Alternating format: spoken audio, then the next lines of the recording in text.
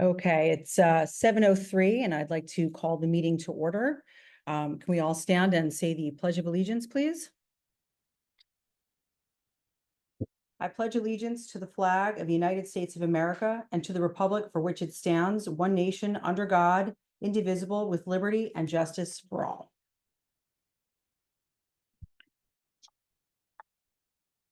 With that, we can move on to the consent agenda. Do I have a motion to accept the consent agenda? So moved. Okay, is there a second? Okay, Sophie Coven, thank you.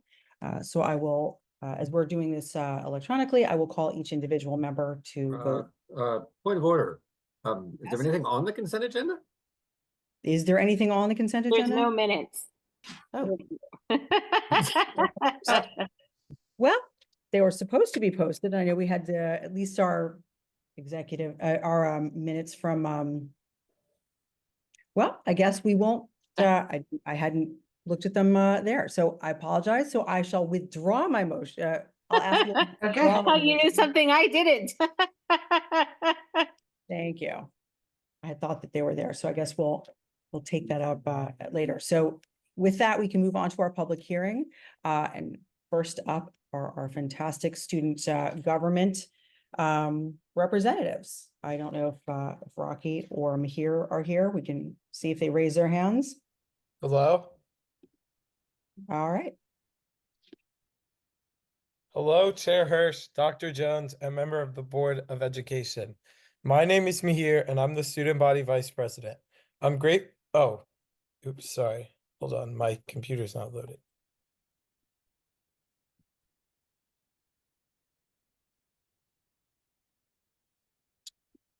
All right. It's a pleasure to be back speaking here. Tonight, I want to speak to you about something that is near and dear to me and our GHS community. School spirit is one of the foremost goals that student government has this year. Amy, the school spirit chair, is doing a great job collaborating with Miss Foster in student activities to get Cardinals excited about our school. Next week, we have a Winter Spirit Week with activities and dress-up themed days. Monday and Tuesday will feature a gingerbread house competition hosted by the PTA, where Rocky, Maeve, Chloe, and I will compete against the rest of XCOM and other Greenwich High School students to build the best gingerbread house. Then, students will dress up throughout the rest of the week. On Wednesday, December 18th, students and staff will dress for a blizzard. We'll wear hats, scarves, gloves, and then during lunch, we'll take selfies with friends in front of a winter backdrop. On Thursday, December 19th, there's the whiteout. We'll all wear white like snow. During lunch, students can guess how many snowflakes are in the jar in a competition. Finally, on December 20th, which is Friday, before the break, we will have our Holiday Spirit Day, where we will dress up like our favorite character from a holiday movie, wear an ugly holiday sweater, or any other fan favorite holiday accessory. We're excited to dive in and see everybody have fun for the Winter Spirit Week. On a separate note, the GHS Cell Phone Committee was able to roll out a cell phone survey to GHS students, parents, and teachers. We will be analyzing the feedback this week and making appropriate recommendations tomorrow morning in our next committee meeting. I know that the administrators and Board of Ed share this as a high priority, and as such, we are working hard to get a proper regulation passed that everyone can agree on. Finally, I wanted to talk about the Greenwich Public Schools budget. It is our understanding that if the appropriate budget increase is not passed, some teachers will risk losing their jobs. To the students, this can have a tremendous impact. Whether it's decreased academic support and guidance, less class selection, larger academic labs, learning centers, and study halls, or just less staff around the building to keep a feeling of security, students rely on these faculty for so much of our education. The GHS student government wholeheartedly supports the superintendent's budget to keep current staff, classes, and programs. Thank you and have a happy holiday. We here at Greenwich High School can't wait for our break and hope you have a happy one too.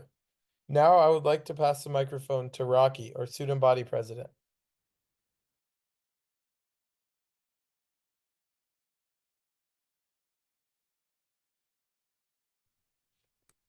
Hello. Good evening, members of the Board of Ed. Dr. Jones, and community members. As always, it is an honor to speak before you today. Building on some of Mahir's previous comments, I would like to provide an update on our subcommittees within student government. Let's starting with our advisor base subcommittee under the leadership of Angela Bai. This group is focused on optimizing advisor base to better serve each grade level's unique needs. A notable aspect of their efforts includes refining Cardinal News. They are diligently collaborating with Mr. Pereira to adjust the content, specifically to increase segments promoting student clubs and adjust student interviews. The Student Center and Environment Subcommittee have been actively improving our school's physical environment. They are currently working on several key projects, including replacing outdated flags and planting new trees in the planters. As Mahir has explained, our School Spirit Subcommittee is preparing for an engaging Winter Spirit Week scheduled for next week before a holiday break, with games and dress-up days to liven up the school atmosphere during a bustling time of year. Next, the Food Services Subcommittee is taking significant steps to improve our food offerings. They are focused on updating our vending machine selections, actively seeking healthier options to include in our product dialogue, and to provide nutritious and appealing choices for all students. To reaffirm Mahir's previous comments, on behalf of all Greenwich High students, we express our full support of the superintendent's proposed 2025 to 2026 budget. We reaffirm the board's commitment to increasing our school budget and providing the best learning experience possible for our students. This commitment not only enhances our educational experiences, but also supports our overall growth and success. Thank you for your dedication and continued support. We are eager to share more updates at our next meeting.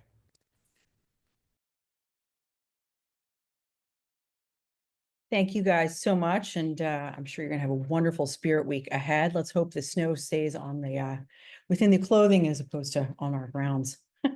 Next up, we have GEA. Lil, if you're here, there we go. I am here, ready to go, Chair Hurst. All right, good evening.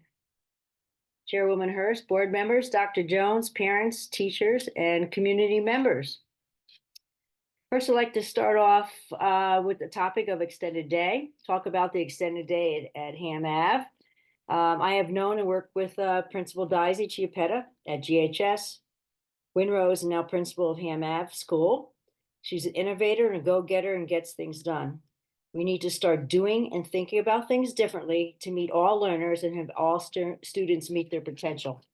GEA is in support of the extended day at Ham Ave. Let's play a little game here.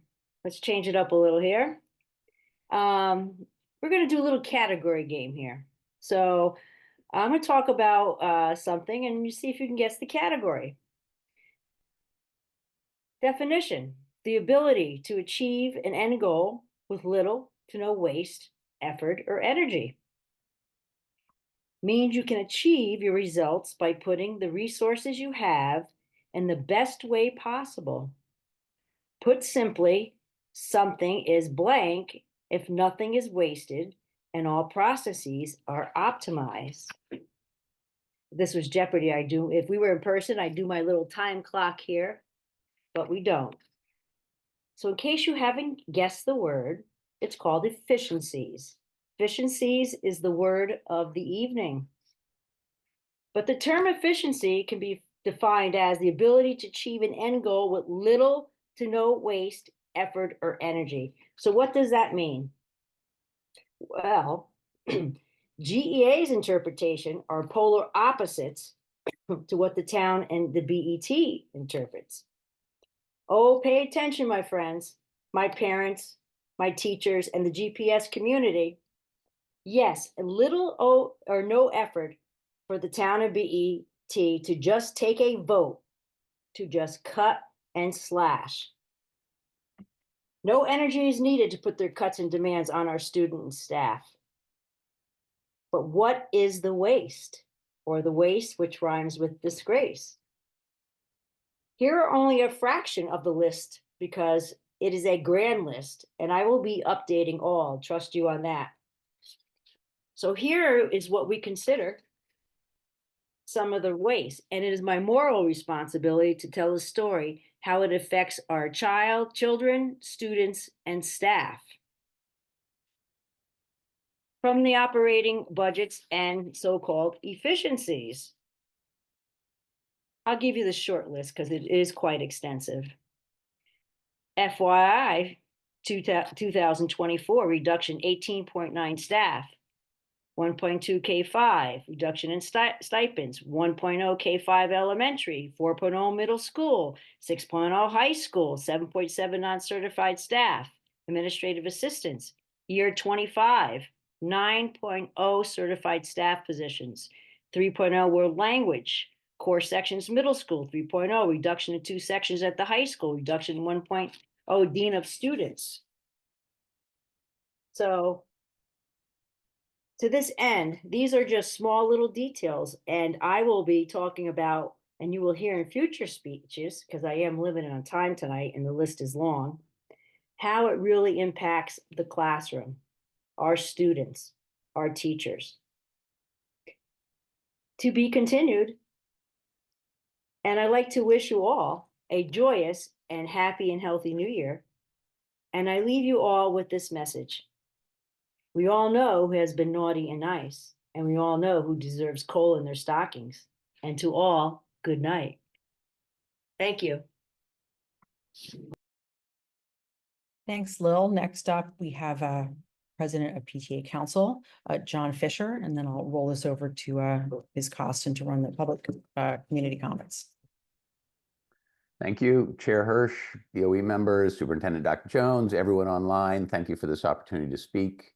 I'm John Fisher, the Greenwich PTA Council President and parent of 2 of the 8,513 great kids in the Greenwich Public Schools. The PTA Council is the umbrella organization made up by and for the 15 independent PTAs in town. We have about 4,000 PTA families in Greenwich. We put our kids in the schools. We put our hearts and souls into the schools with hundreds and hundreds of hours of volunteer work. We put our money into the schools through the taxes we pay and the more than $1.25 million that PTAs spend annually to enhance the learning experience for every student and to support our teachers. We appreciate the discussion and the apparent support for the proposed budget at the BOE's budget meeting last week. To quote Mr. Kittle, we have all this mandatory spending and very little control over that. There's not a lot here to argue about. The percent change possible is really not much. I am pleased to be here preaching to the choir. Every year, there's some discussion about whether and how the BOE should identify budget cuts to the proposed budget to bring it more in line with BET guidance. The notion being that the BOE would then be making our own decisions. Well, that's a red herring. The BOE will make your own decisions. To quote BET Chair Fisher in a recent opinion piece, it is crucial to approach the budget process with clarity and focus rather than emotional rhetoric. Budgets are about choices and priorities. So let's talk about some things that might add some clarity. The grand list in Greenwich is $36.4 billion, the largest it's ever been. And to quote Pete Mynarski, it is the largest grand list by far in the state. The next largest grand list is $12 billion less.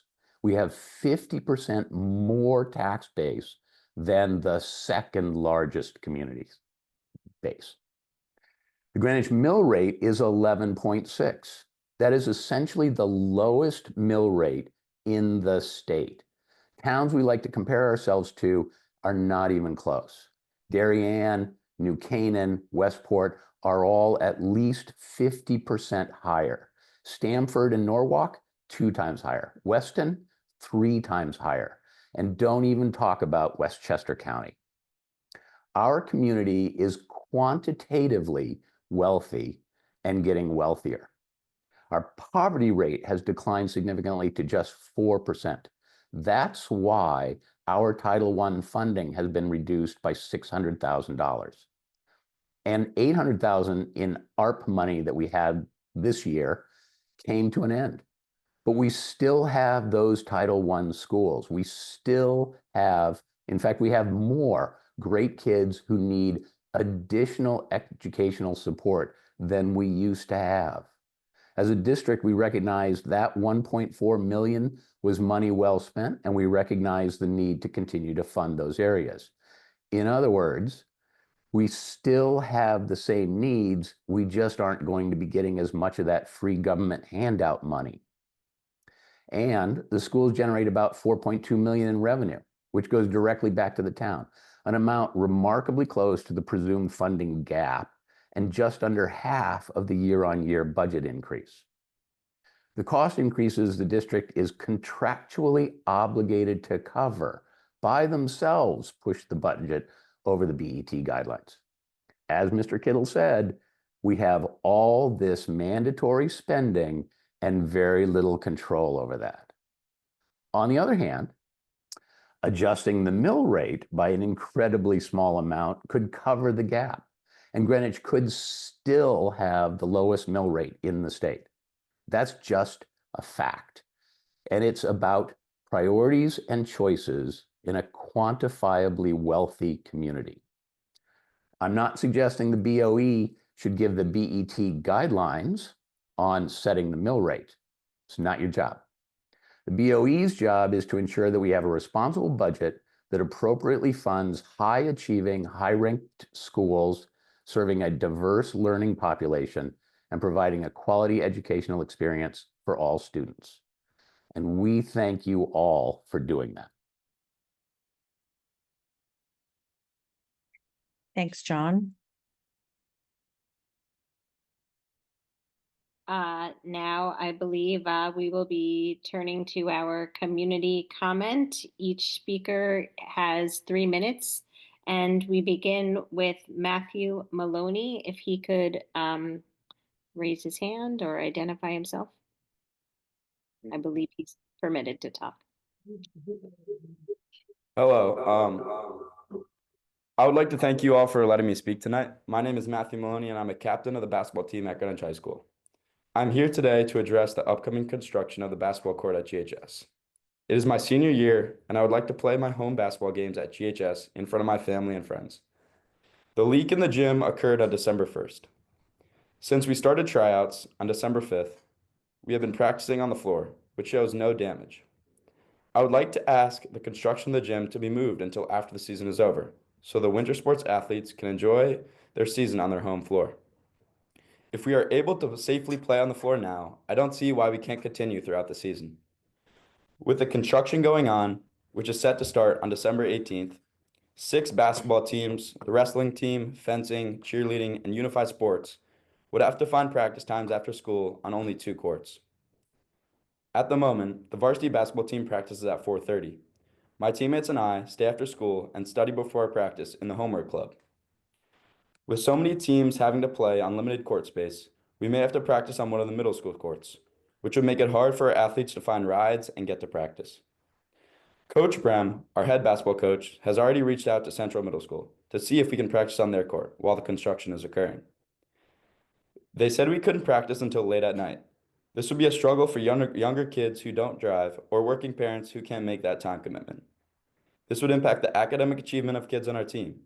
Getting home extremely late with homework or a test due the next day would force us into staying up late and not allowing us to get the amount of quality sleep that is essential to teenagers. Thank you.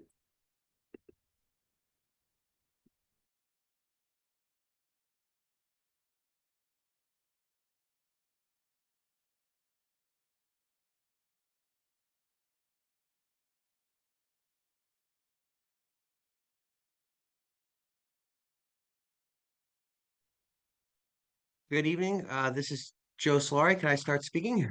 Laura, you're muted. Yeah. Terrific. Oh, I'm so unmuted. sorry, yes. Oh, great. Thank you. Good evening. Board of Ed, thank you so much for your service to our town in these roles. I'm here to speak about the critical role this board plays in managing our school budget.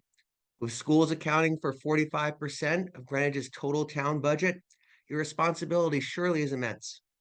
And it's not just the rubber stamp proposals or budgets, but to ensure every dollar enhances our students' education. Over the years, though, we've seen our budget dramatically increase without performance improving significantly. This should be a flashing red light for the board, not a reason for more spending. If investments in education aren't paying off as much as they should for our kids, shouldn't we look closely at where those funds are going? I mean, at the end of the day, it's not how much we spend. but where we spend it and the return we get on it, that's important. And with a declining enrollment of 500 students and academic outcomes not improving, shouldn't we critically assess and redirect spending? Once again, anyone using the press, marshaling union reps, and leveraging the PTA to push for a bloated budget it's just deeply concerning. This shouldn't be the Greenwich way. The narrative about significant increases will lose essential programs is misleading and disingenuous. I mean, let's remember that the superintendent works for the board, not the other way around. And ostensibly, there are board members on this on our board who can appreciate the concept of return on investment and fiduciary responsibility. But it often seems the board is following the superintendent's lead rather than guiding it. The board must reclaim its authority and fulfill its duty. For instance, it's repeatedly claimed that there's no room for efficiencies or savings, yet on page 19 of your budget book, you're asking for nearly $1 million in new programs. Does this align with the claim that a 5.4% increase is the minimum needed? We need everyone in town to trust our school board and leaders. Hyperbole and misinformation erode that trust. Can we agree that honesty, transparency, and accountability must be the hallmarks of our budget process? I mean, meanwhile, Democrats in Hartford are forcing policies like tampons in boys' bathrooms and males competing against females in sports.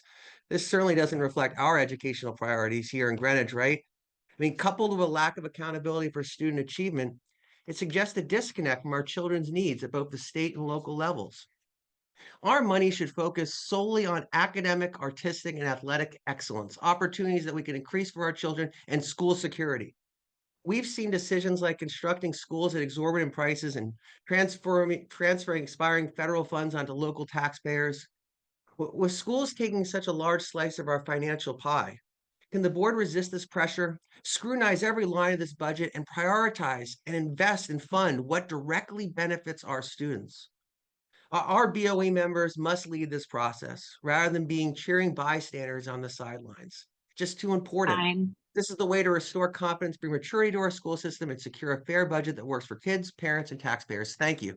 Appreciate it. Our next speaker is Susan Mulvey-Rattray. I've been looking through the attendees, but I don't see that name. If they want to maybe raise their hand, if they're here.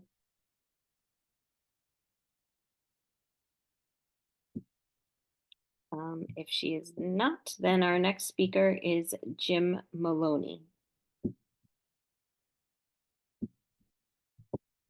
And he can go ahead and start speaking. Good evening. Thanks for the opportunity to speak to you this evening. My name is Jim Maloney. My son Matthew just spoke. I'm incredibly proud of him, and I'd like to kind of echo his words, all of them, and sort of give you my perspective on the matter. I'm a longtime volunteer in town. I'm a current on-staff coach at Greenwich High School in the boys basketball program for the last 4 years.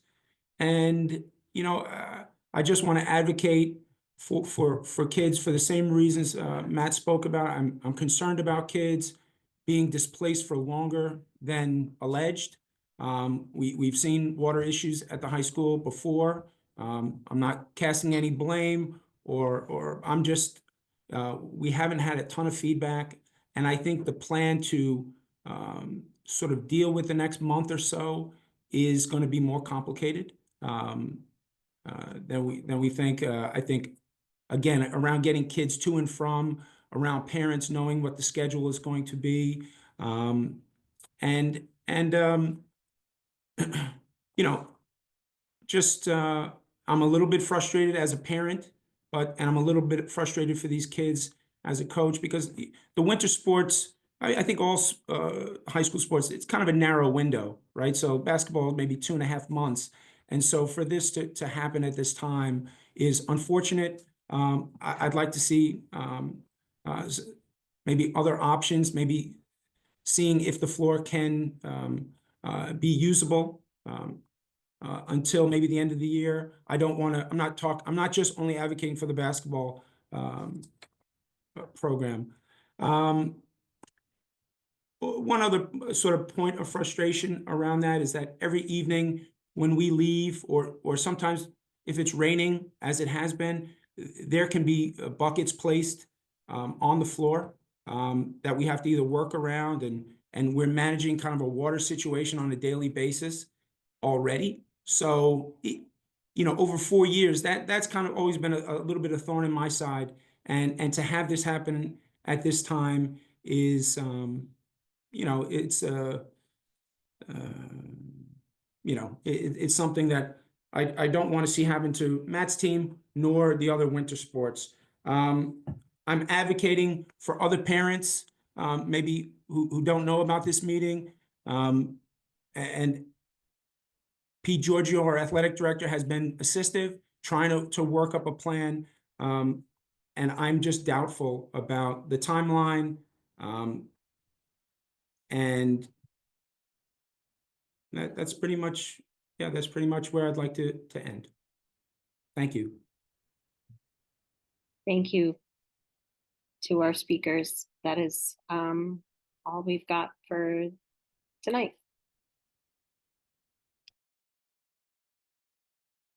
Thank you. I will now move on to monthly reports. Dr. Jones? Sure. I think first and foremost, the exciting part is we opened Western Middle School fields today, and Sophie and Laura were both able to be there, and it was just great. It was very cold, but we kept it short, and I think the best part was at the very end where all the 8th graders got to literally run across the field, so they'll be able to say they're the first students that stepped on that field. So I also just want to say a very special thank you to Dan Watson, his entire team. This was a big project and a big project to manage. So thank you so much to Dan and his team. I want to just remind you the Candlelight concert is next week. You could go on the 18th or the 19th. And this is the first one that we've done at the high school. And it really is all of the different groups coming together for one big concert and musical evening. We're really looking forward to it. I think it's going to be fabulous. And I know, Laura, you'll probably mention later, but just as a reminder, ribbon cutting for Central is next week. So we're having a lot of fun right now. And then I do just want to mention, because of the speakers, I hear what they're saying about the gym floor, and I just want to reassure the note I sent the board a week or two ago, that really hasn't changed. Matter of fact, we got an update today from Mr. Watson, and demolition begins on the 18th. The material will be delivered on the 19th. They'll get the subfloor down. It takes about 3 or 4 business days. And by the time the floor is back together, it's going to be right around that second week in January, around the 15th, we think. So it should be a fairly fast process. And just as a reminder, it's, something that was beyond our control, where a coil in the unit didn't drain completely and then it froze and burst. And there is damage. We brought in the expert flooring people and they looked under the floor, and it's because there is in that subsurface, there is damage, and you can't have kids on a floor, just even for insurance purposes. If there's even like one little hump, somebody breaks the leg, then that would be on us. So, and if you have more questions on that, I'm happy to, Ben or Dan want to chime in. But we're going to get it fixed and get kids back on the floor. And Pete's doing a terrific job. I talked to him several times today, making sure that he's taking care of the kids and the teams. That's all for me. Thank you. Yeah, my disappointment at having the Western Middle School ribbon cutting fields for the fields from yesterday to today was heartbreaking for me, because I'm not in town. So I was sad. I can't wait to run across that field when I get home, though. I was going to call it the Field of Dreams. Anywho, I had a great speech. So I don't know if there are any other committee chairs that would like to, present now. I have an update for Central. Oh, perfect.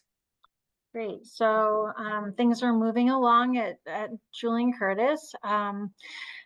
So a couple of weeks ago, we sent out a letter of intent, an award letter to RFJ Associates for phase 1 and phase 2. And that phase 1 and phase 2 is primarily focused on ADA improvements and other essential issues to bring the school up to speed. And we're going to begin in summer of 2025. And that's when we're breaking ground, and we'll be we're also meeting and discussing preliminary work to discuss phase 3 of the plan. And so I'll have updates for that to come. That's exciting. I see Dr. McCanty Anthony's hand up as well. Thank you. The policy committee policy is on the agenda, but in addition, you should know the policy committee met on Wednesday. We have a substitute policy that's passed our committee that'll be coming to you, the rest of the board next month. In addition, this week we started work on revisions to the bring your own device policy to better align it to existing practices, particularly at the high school. And that will be coming your way soon. We also had a very preliminary start of a conversation around a new AI policy, which we hope over the next couple of months to finalize with the help of Dr. Jones's committee.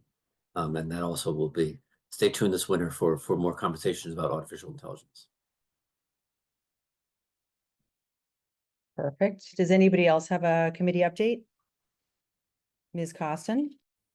So as Dr. Jones mentioned, CMS is going to have its groundbreaking on the 20th, right before break. It's a great way to celebrate what will be to come, and it's really, primarily it's for the school community. So we've got a special day or a special afternoon planned for the kids. They already had their final field day on the current field, and this puts a little excitement for what's to come in their day as they head off to break. So we're very excited, and I think that's all I've got for you. Oh, wait, one more. If you know a distinguished teacher or educator, please do nominate them. We love reading all the great things about our amazing educators, not just teachers, but also administrators. So I hope everyone out there will consider nominating an educator who's made a big difference in their child's life. And we do have sometimes we have students nominate their teachers, which is really also pretty cool. So anyway, that's my plug, and thank you. Laura, when is the deadline for the distinguished teacher? Ooh, I should know that. I'm sorry. We're not close yet. We're not close yet. Okay, good, because I know it's a long process, so, okay. Yeah, Dr. Jones has been putting it in her Friday note. Have you not been reading your Friday note? I'm doing homework. Mhm. Are there any other committee updates? I know we've met recently. So the only other committee, I mean, I can add mine. EMAC met this week, and we're talking again about solar panels for Central Middle School, as well as some other topics. I know we're still waiting on some other information regarding the HVAC, and geothermal over at Hamilton Avenue. But other than that, it was a productive meeting, and we're waiting for some answers on a few things. But that was pretty much it at EMAC.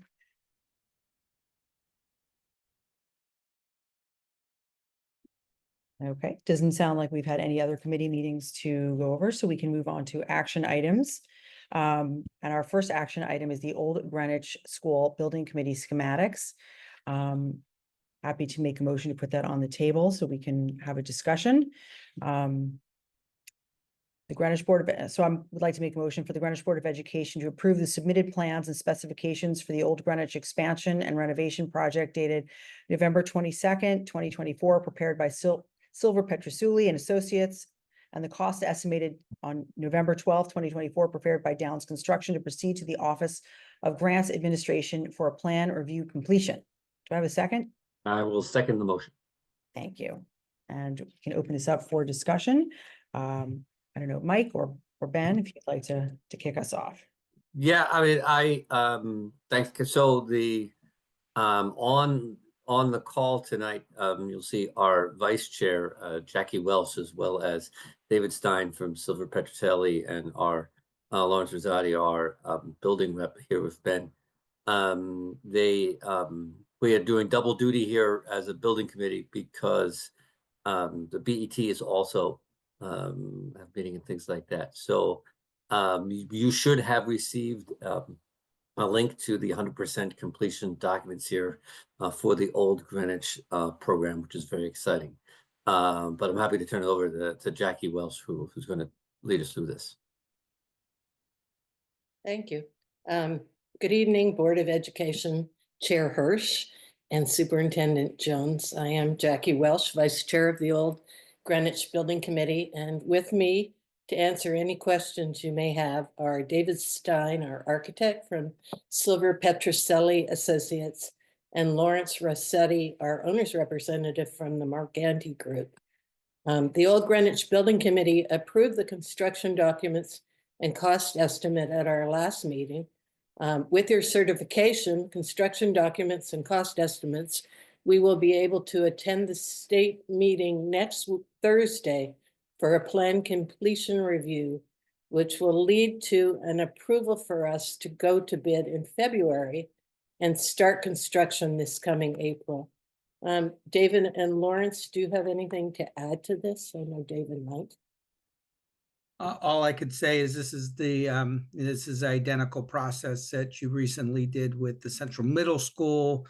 It's a similar process that you did where we led at the Greenwich High School project. So your approval of the plan specifications and estimate allow us to move to that plan completion review, any comments that come out of there from the state, and then ultimately their permission to go out to bid.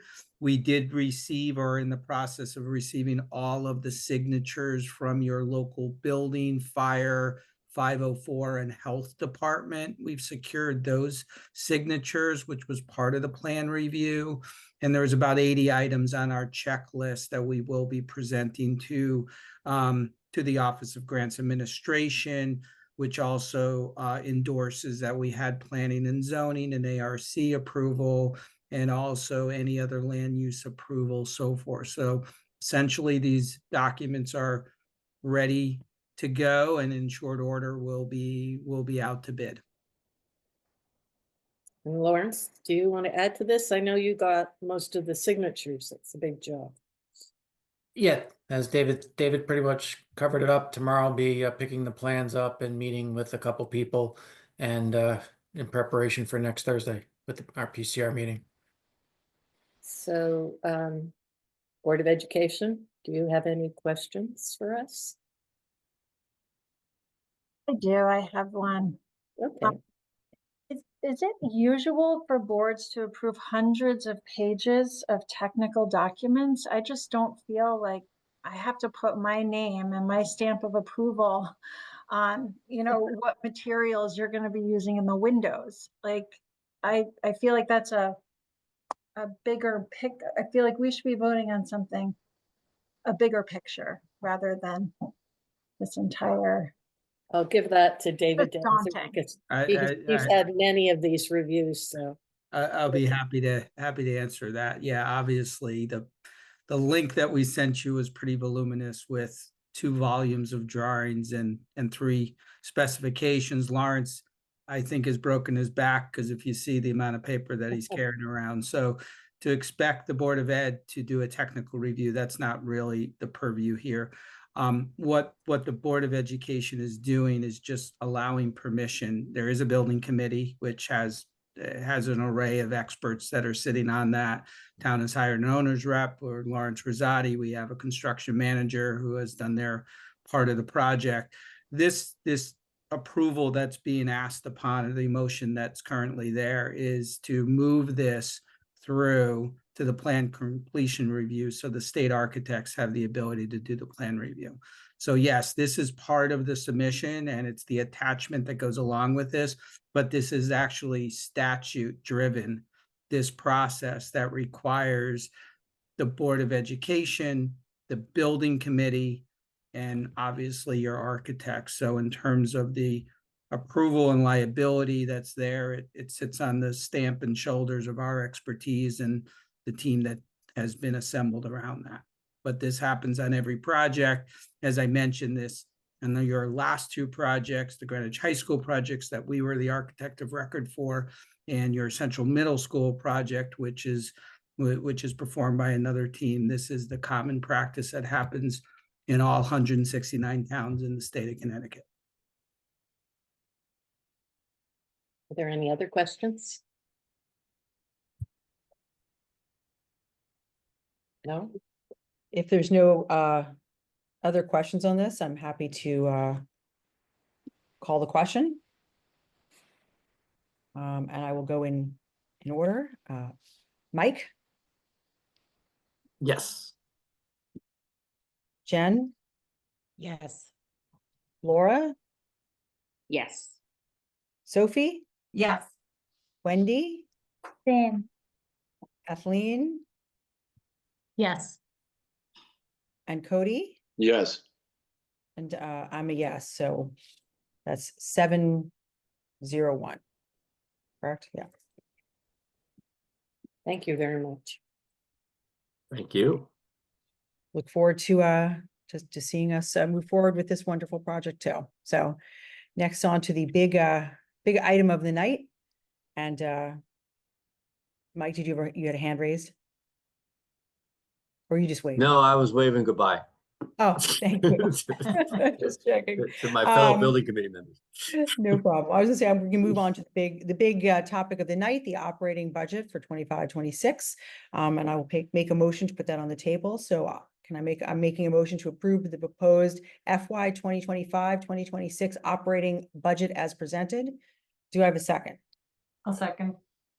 Thank you, Sophie. And I will turn this over to Dr. Jones. First of all, just thank you to the team, the cabinet that really worked on getting all of your questions answered over the last, since the last meeting. There's quite a bit of data. If you haven't had a chance to look at it, I encourage you, because I know it comes so quickly and this meeting came quickly. So there's a lot of really great data in there. So I encourage you to look at that if you haven't had a chance to study it enough. But I'll turn it over to the questions that you have tonight. And again, we've answered so many questions on paper that I just want the community to know there's a lot of information out there.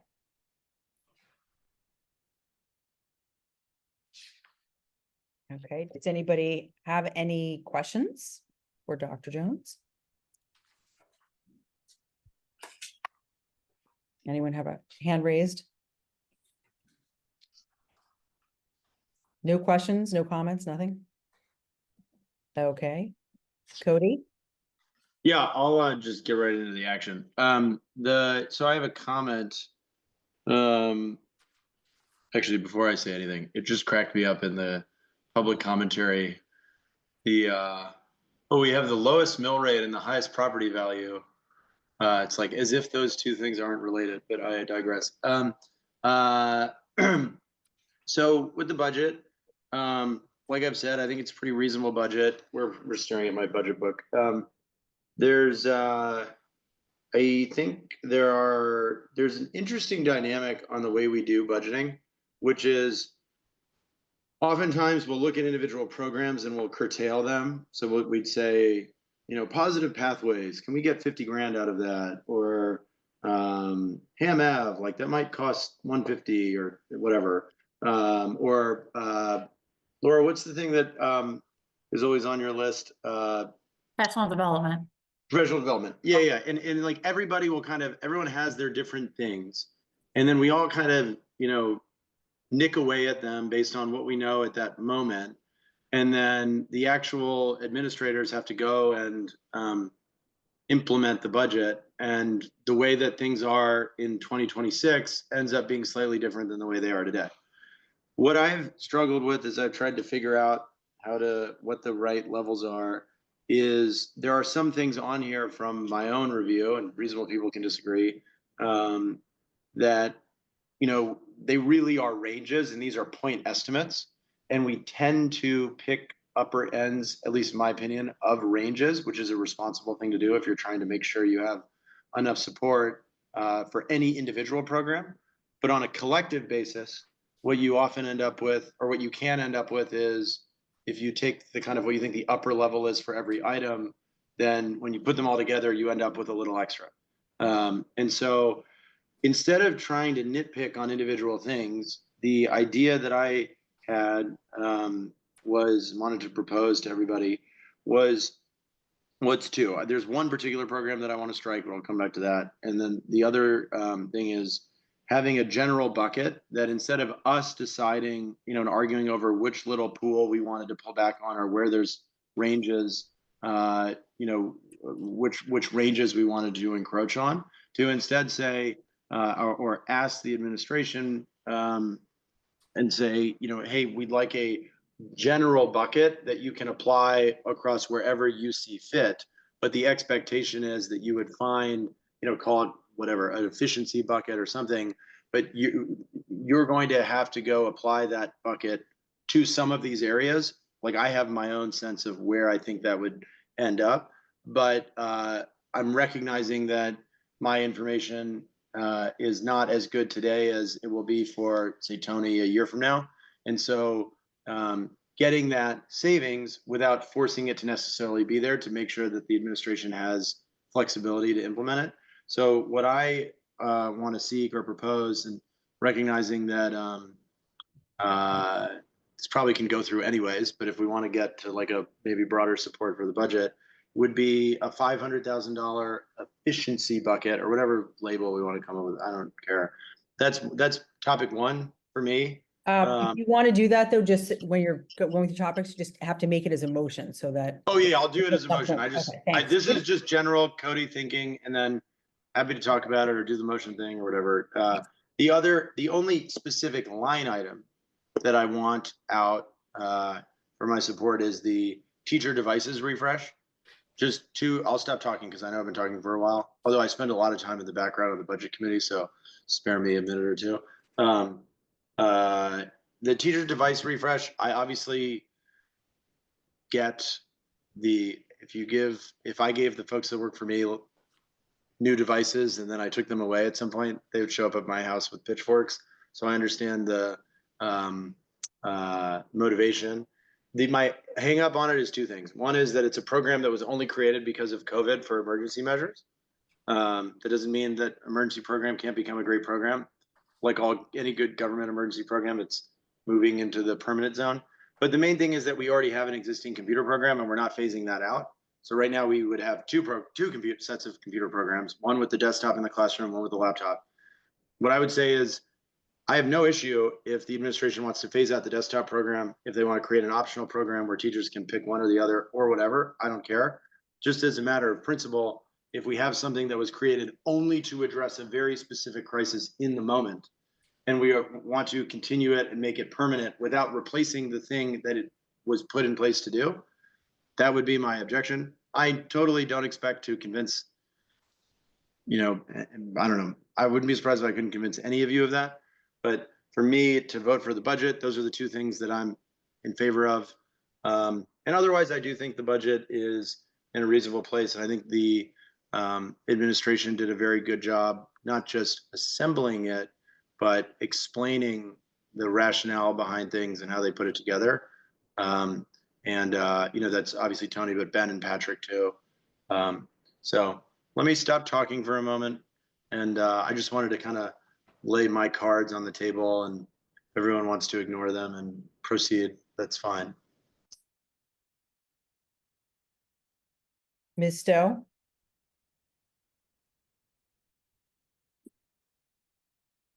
So, yeah, just taking a step back, that was, first of all, I just wanted to thank Tony and everyone again, and Ben, who's obviously been working on this for a long time, new to our district, but not new to Greenwich.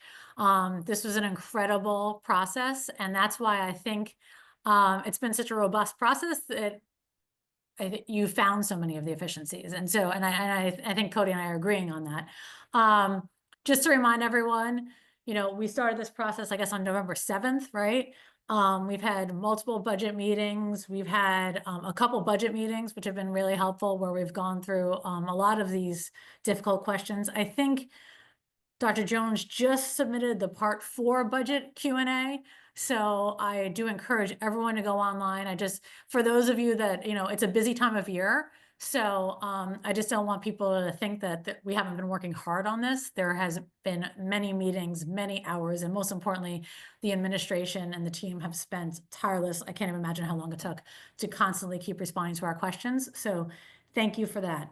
One of the things that I find interesting, although it's very small in this budget, is Hamilton Avenue. And and I noticed Diane Fox is on tonight, so perhaps she's going to talk to us a little bit about that. I am excited about that. I know that is an investment and it's additional. It is $200,000. So, and at first though, I have to admit tonight, I was going to say, well, if we haven't done our proper due diligence on it, I'm not sure I'm willing to sort of consider it in the budget, but then you sent a PowerPoint presentation and now I am starting to get comfortable with it. So that's not a $200,000 that I could feel easily comes out. However, I do feel that they're probably, look, it's a $202 million budget. If Cody is suggesting 500,000, we're talking 0.25%. I think that while we always do, we get seemingly closer and closer every year on how much money we return to the town, and we are starting to be in a margin of error of less than 1%. I could maybe get comfortable with a 0.25% efficiency if I hear from Dr. Jones and Ben that if over the next few weeks they feel like they could hit every pocket, they could get somewhere. I'm just concerned that then adding a program on top of that might be difficult, but I want to hear about that, I guess.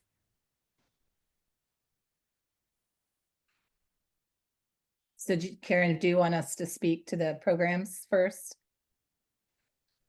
Sure. I mean, I knew I had sent some questions in regard to Hamilton Avenue. I see Daisy's out there, so I don't know if she'd like to step forward as well as to address anything. Yeah, and I'll start with the Hamilton Avenue program, and then I'll let Daisy speak because she actually worked on that PowerPoint for you. I think one of the big takeaways for me is the one slide that actually shows where extending the day by 2 hours, and you could see exactly where the staff at Hamilton Avenue are looking at putting that instructional time. It's reading and math, which can really impact children. And, currently we have a 6.5 hour day. Adding those 2 hours is the equivalent of 55 extra school days.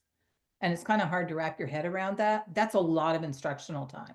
So I think, the one thing we hear during the budget every year is what can we do differently, think out of the box, especially in our schools where children are learning, English as a second language, and they have a lot to teach children. And so I think it could be a really powerful program for us. So if you want to elevate Daisy, there she is, I see her on the screen. So Daisy, do you want to add anything to the program based on the great PowerPoint that you recorded? I'm happy to answer any questions. I can't start my video, but I can unmute myself.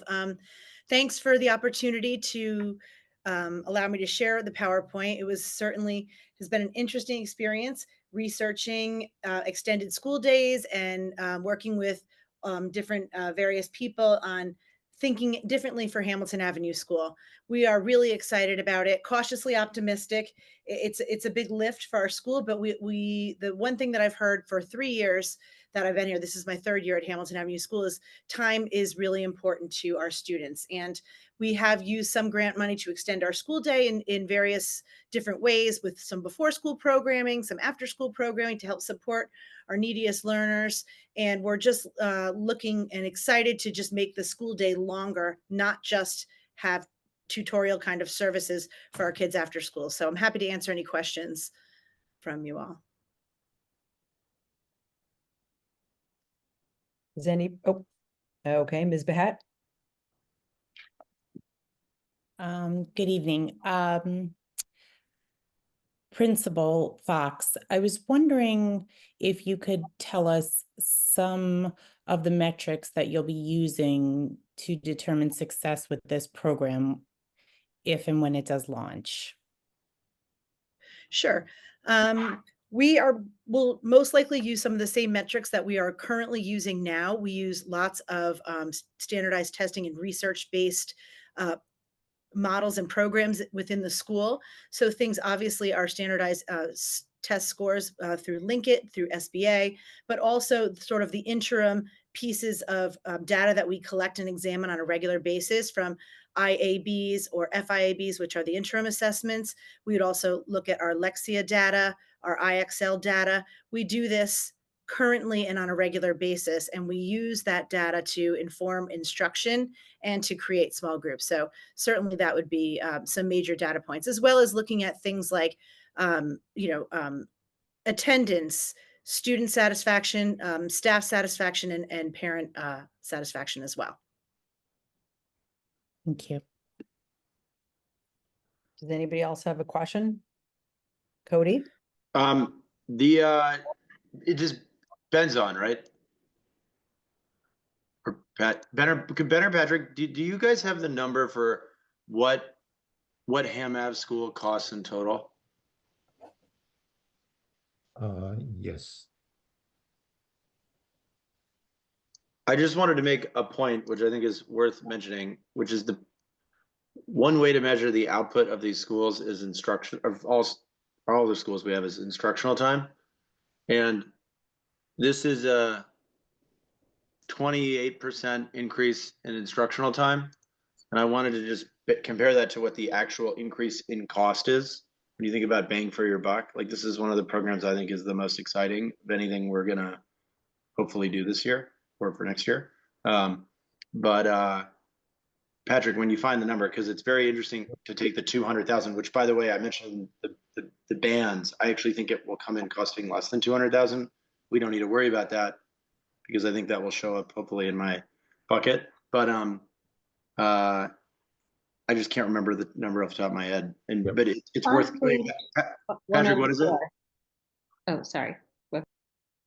Yep, it is on the budget book, page 178. The 2026 budget for Hamilton Avenue is $6.07 million. Yeah, so it's a it's a 3% increase in costs to get a 28% increase in output, which for all the loose throwing around of words like efficiency and stuff, that is, I think, a really like, I'm not aware of anything else that we're doing from a dollar spending standpoint where we get more output.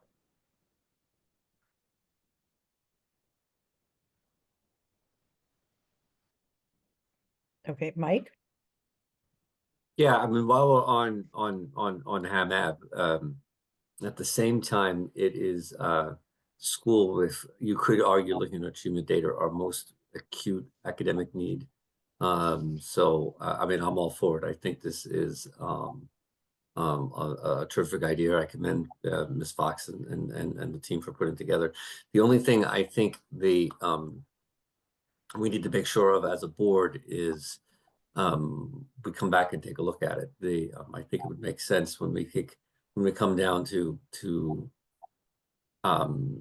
agenda topics later in the meeting. I think it makes sense to have because this is so different, an implementation check based at the end of the year and see, how we're ready to go, and how the planning is going and things like that stuff, I think is part of all this, because I think and then again, next year, I think it's something we have to talk about.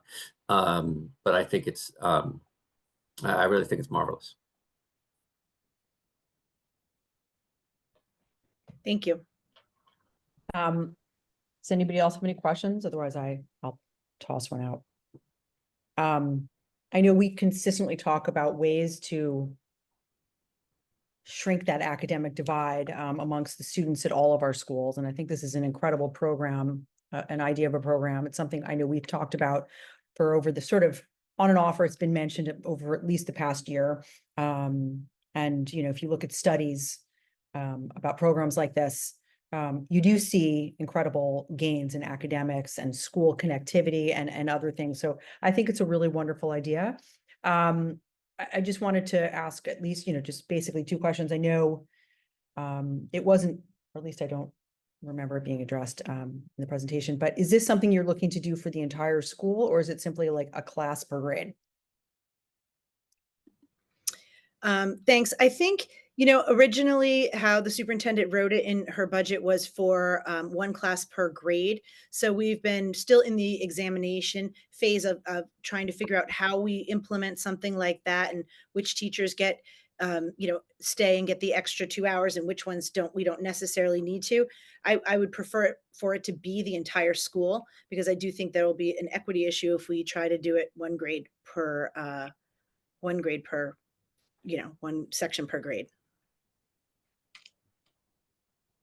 Okay, I guess that leads me to the next question then is the funding that we have put here, is that just for one class per grade then, or are we looking to do it per school? Because I assume if we're looking to do it for the entire school, if there's families that can't have their students there for a full day, we'd have to look into other, you know, other things.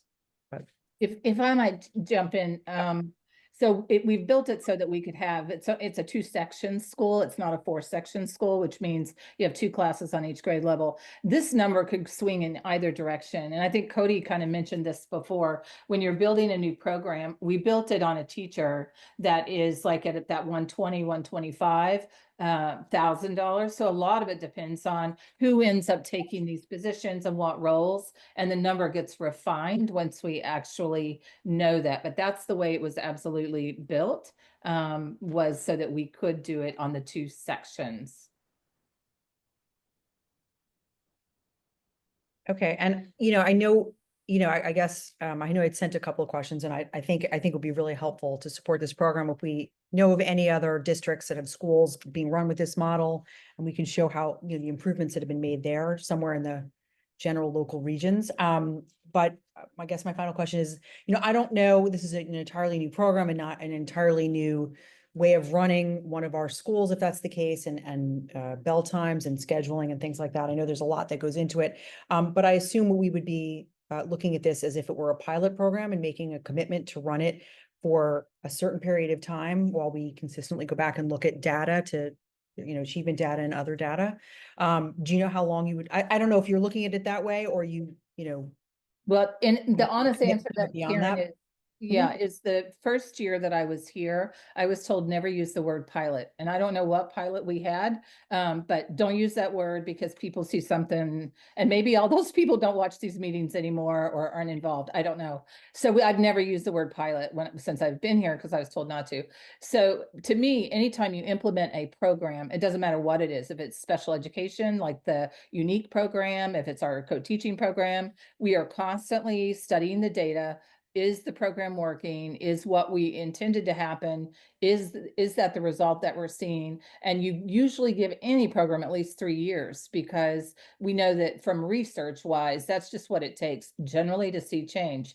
And one of the questions I think it was your question that was really good was, you know, you asked a question almost just like that. And the answer was, you know, because it does add the equivalent of 55 school days, there are some schools that have seen quicker returns, whether that's been adding 20 days to the end of the year or beginning of the year, or rather that's extending the school day. So will it take as long to see if the program is working? It may not.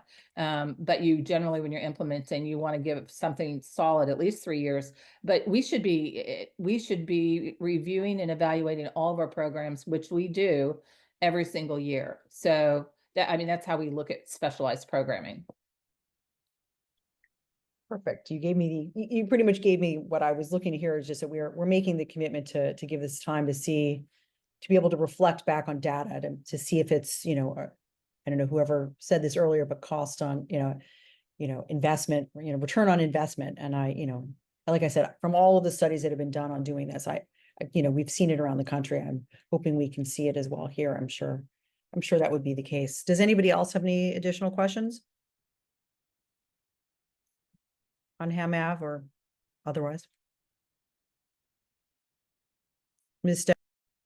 Well, I have questions otherwise, but I wanted to make sure we're done with Hamilton Avenue. Okay, so yeah, that's what I was just gonna say. If anybody else has a question on Hamilton Avenue, speak now. Jen? I was just wondering,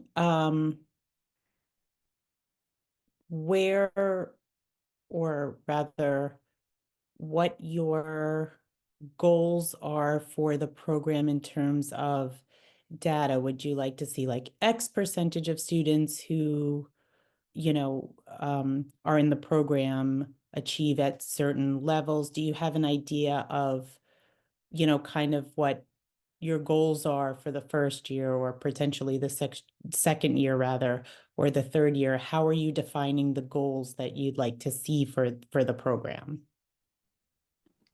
First of all, I think once we get into really the fine points of the program, we would actually be looking at defining that. But the best example I have is if you think about New Lebanon this year and what the change happened and the results they got that we shared with you in the fall, we were seeing 10%, 11% increases in growth, and that's phenomenal. So that's what we would love to see, at another Title I school, is to be able to emulate that type of success. But we would refine that as we go in and really look at individual students and, what are the different growth targets and where do we think that we can be to get us beyond, to close more of that achievement gap in a building that has a lot of students. It is our demographic that has the most students who are also learning to speak English at the same time they're learning to read in English.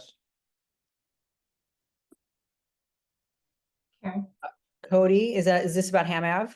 Yeah, I was just going to say, we actually have a principal of a school that practices this program currently on our board.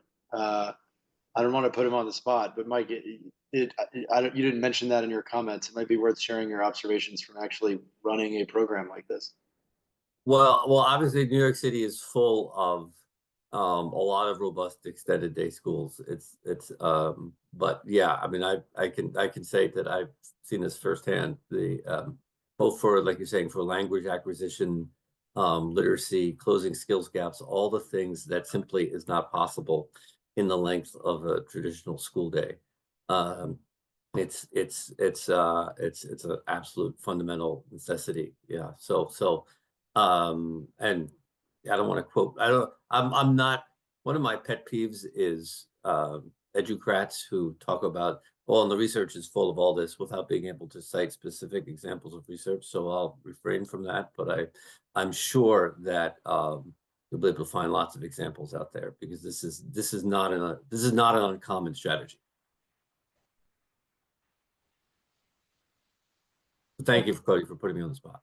Sophie, I saw your hand up before. Yeah, I just had a question about, I mean, I'm generally supportive, but I'm very, very pleased with the strides that they've made at New Lebanon. And I'm wondering, what have they already implemented at Ham Ave that is similar to what they're doing at New Leb? And is that not working there? Or is this kind of an interesting running our own experiment where we have New Leb doing one type of intervention and then Ham Ave would be doing the other, just sort of, I'm curious from Dr. Jones' perspective, why have two different tracks? So we really wouldn't have two different tracks, and I think it'd be good for Daisy to talk about. She has looked at what they did at New Lab and looked at that carefully, and has done a great job partnering, trying to get some funding in the school, and thanks to the Greenwich Alliance. So Daisy, do you want to talk about the model they're using at New Lab and kind of how you've made some adjustments with the additional grant funding? But that grant funding will run out, and that's always a concern. I'm happy to talk about that. We actually have been really successful in getting some grant funding for a few programs for Hamilton Avenue School. As you know, our school is unique from the other schools in that we really we don't have recreational afters, and we didn't have a whole lot of academic afters here. Last year, we got a grant from the Greenwich Alliance for Education to run an after-school kindergarten program because we didn't have any after-school support for kindergartners, and that's up and running this year. In addition, we were awarded some Title IV grant money where we did some before and after-school programming that really focused on academics, and that was really we gave teachers an opportunity to identify students that they thought could benefit from receiving some extra instruction in math, extra instruction in ELA, but also some support around vocabulary growth and language usage and game playing and things that we are really noticing that some of our students are lacking for a variety of reasons, maybe because moving into the country or moving or coming, not having exposure to preschool.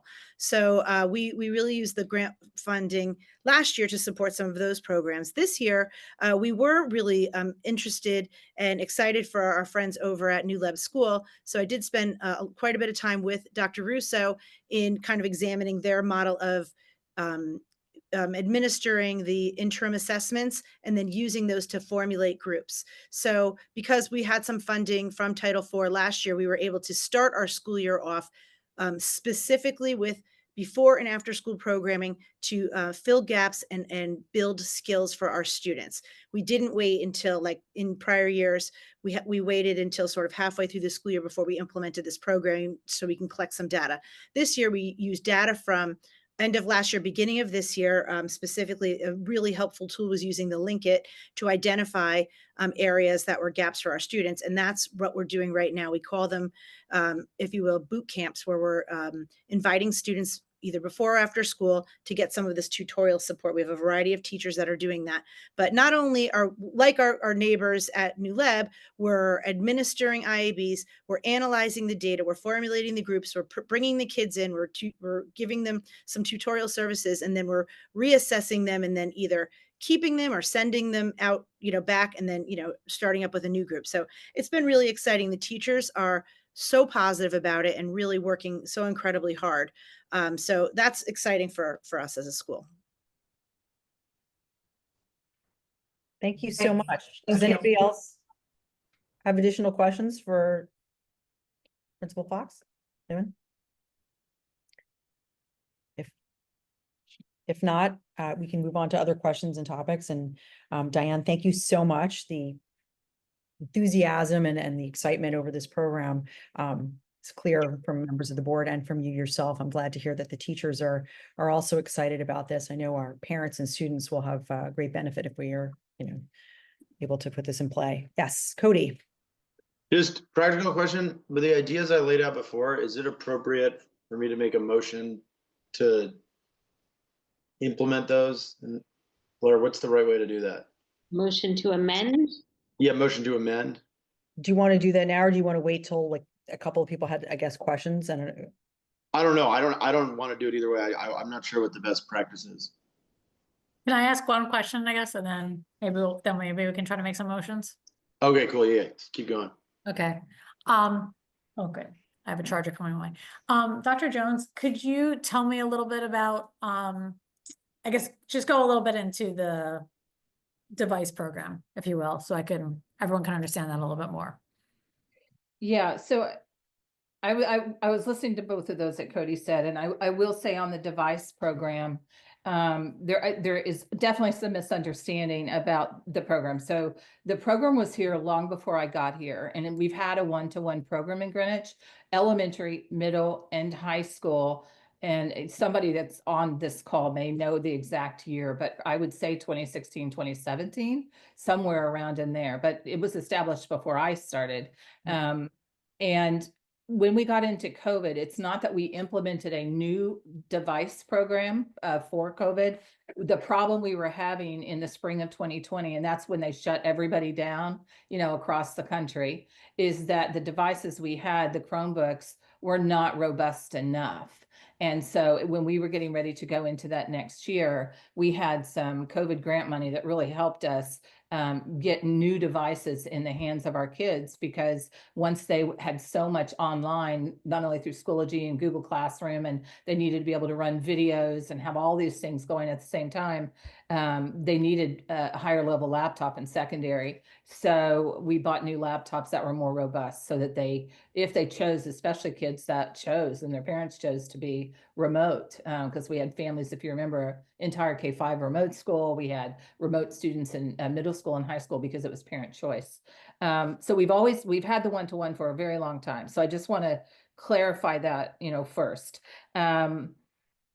we have to have a desktop and a laptop in order to operate in our schools. So they're used differently. They're used often simultaneously. The other thing is just the way that you connect, whether you're using the smart board, with the desktop, but then you're also doing, you're monitoring something the students are doing out in the classroom through your laptop. They're used differently. And that's just the way that teachers teach today. We also, if we tried to take a laptop, and when you think of Greenwich High School and you were reconnecting all the devices all day long, they would also wear out. And that's something that Mike Ting has talked about before when we discussed this, but as we were building the budget, that the laptops wouldn't last at all. We have teachers who share classrooms. We don't have the space at the high school where everybody just owns their own room. That's just not how they operate. And so if we tried to unconnect, it just doesn't work. So there are issues. And, as recent as in the last week, I had the math coordinator come to me and say, how can I get this teacher a new laptop? She's teaching in one of our Title I schools. She's teaching math. Her laptop will not stay charged. Looks okay. The keys are all there. It will not stay charged. And she's trying to use it in the instructional lesson, and it won't work. And so, we did like an emergency, reached out to the techs, we need to get her a new laptop. That's just an example where the coordinator was in model teaching and, partner teaching with the teacher. So we know about it, but the stories around the district, keys are starting to fall off, things like that.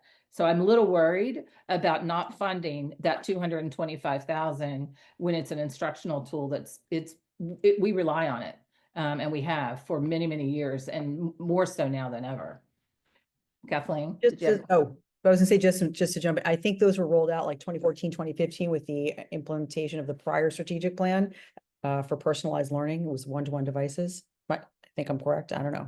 Kathleen, am I wrong? I think so. Sorry, I'm moving on to my next question, which is a follow-up. So in my head, I was like asking it. And maybe it's to Ben, because I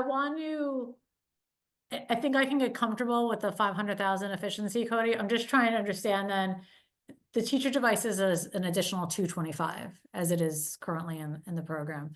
I mean, Ben, that's only a partial refresh, obviously. That wasn't every device. I mean, what were we talking here? And so I can try to understand, are we at the upper end of the range in this particular case, Cody? Is this more middle? Is this low? Like, I'm just trying to get a sense for it.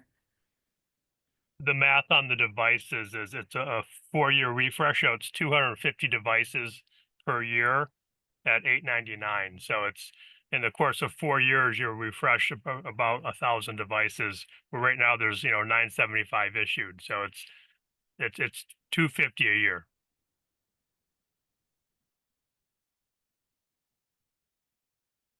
But Ben, what was the because this is an increase over last year. What was the refresh for last year? These are the first time these devices are hitting the refresh cycle. But what about for Chromebooks or just existing or were all the Chromebooks replaced at once? Yeah, it was a one-time lump sum. Okay, got it. Yeah. That's so that put us in this position right now. By the way, just to clarify, I'm not saying get rid of the Chromebook program. It's just go back to the program that we had before COVID. Yeah, that's what we're actually doing. So these are the teacher devices. So a lot of these are not even Chromebooks. We have Mac Airs, we have regular regular PC laptops, we have Chromebooks, and it very much, especially during COVID, we tried to make sure that, we had the device that the teacher's most comfortable on, because a lot of it depends on, what subject you teach, which device you may be more comfortable utilizing based on what you're utilizing with students. But the students are all the same as far as Chromebook, but in teachers, it's very individualized as far as we have 2 or 3 different, I think, and we may have even had a tablet, but there's 2 or 3 different choices they had. So that they weren't making changes. If they are not a Mac person, not used to being on a Mac, most people don't want to switch. But there was a level of laptop quality that was available pre-COVID. And then this is the same. This is the teacher device, and there's teacher devices are teacher devices.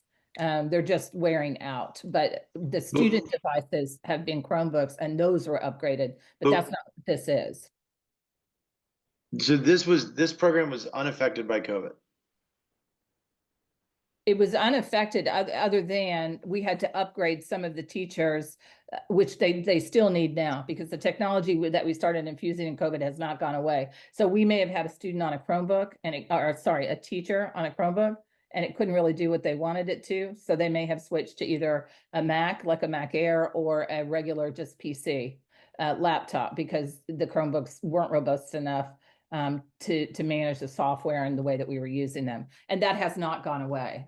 The things, most of what we were using, like this meeting, we would have never had this meeting pre-COVID. It's not really going away to have virtual meetings. So it's just the way we teach and the way we work is very different and it has changed.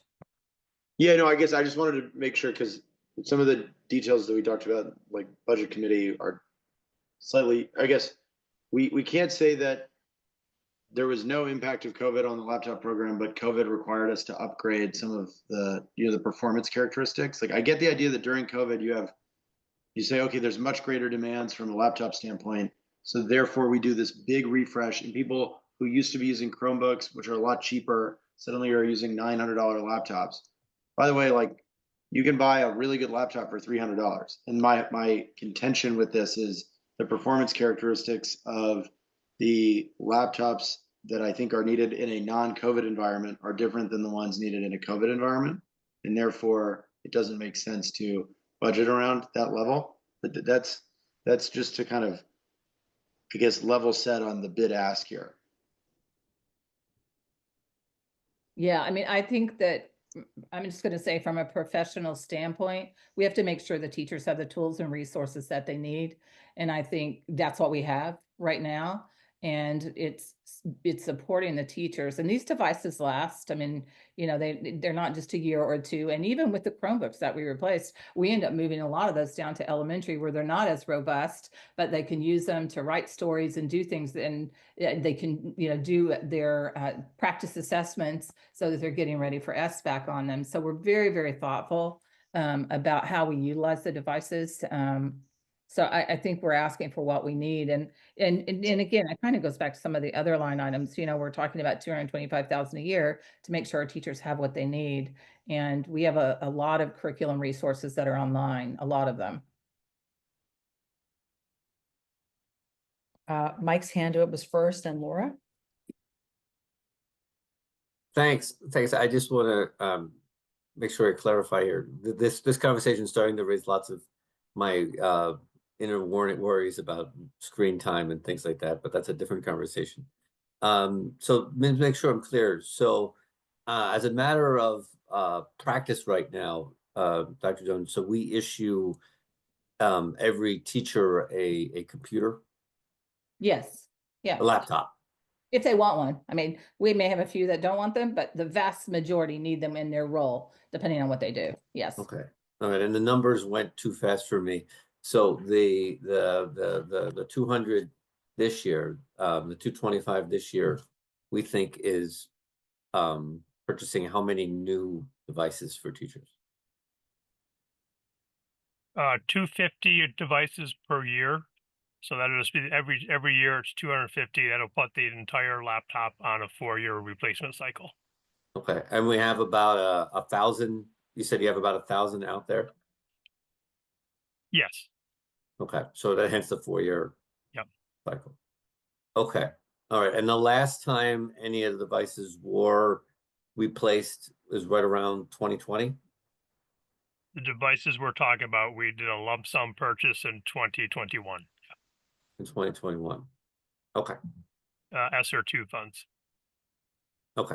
So this was it. So in that case, it's COVID related a little bit in that this was ESSER money at least.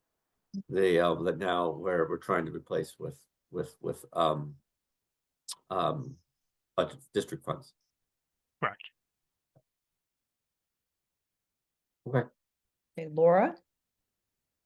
I just want to make sure everybody understands. These are so the teachers have computers that meet their needs, like with one running the smartboard and the other being used for assessments and other tasks within within the classroom. I don't know that everybody understands that these are teacher devices, has nothing to do with COVID, and they need them to implement their lessons. I just want to make sure everybody's, clear. Well, Laura, it does relate to COVID in the sense that we upgraded the performance characteristics of the types of laptops that the teachers have during COVID. And we were able to do that with government money that was free in quotes. But these are, these are different. Yeah, but like what a second grade teacher needs a $900 laptop for teaching second graders. There's a reasonable people could disagree about the performance characteristics required of a computer for that role. I don't think that, sorry, I'm jumping in and I think Dr. Jones or Ben can sort of speak to that, but I don't think they were suggesting every teacher is getting a $900 Chromebook, is a $900 Mac. I think she was saying that depending on the needs of a teacher, they may have a different type of device, but they do get outdated. We do part of the reason we have to buy some of the new textbooks, which have all gone online, is because, the new software that comes out with with computers and things can't run the old textbooks. The textbooks have, other things that are required. That's why we have to refresh textbooks as well, online, because. But this assumption is all of them are replaced at $900, which is my beef with the amount. Right. I don't think that's what Dr. Jones was saying, though. But then we don't need the number to reflect. That is in fact the assumption, right? Yeah. That's the math. Exactly. Like Karen, that's exactly my point about my hesitation on this one. So I guess if I could say it a little bit differently, we took advantage, we had to replace the laptops, right? And you could argue, Cody, if they were too good or not at that time. We used funds, which I think was probably a good call at the time, rather than taking it from the district funds. So we were able to use our ESSER funds, because I'll remind everyone, since I was very happy to be on the board during that time, that we get a lot more funds than any of our towns, because we were the first school to go back to school in the state.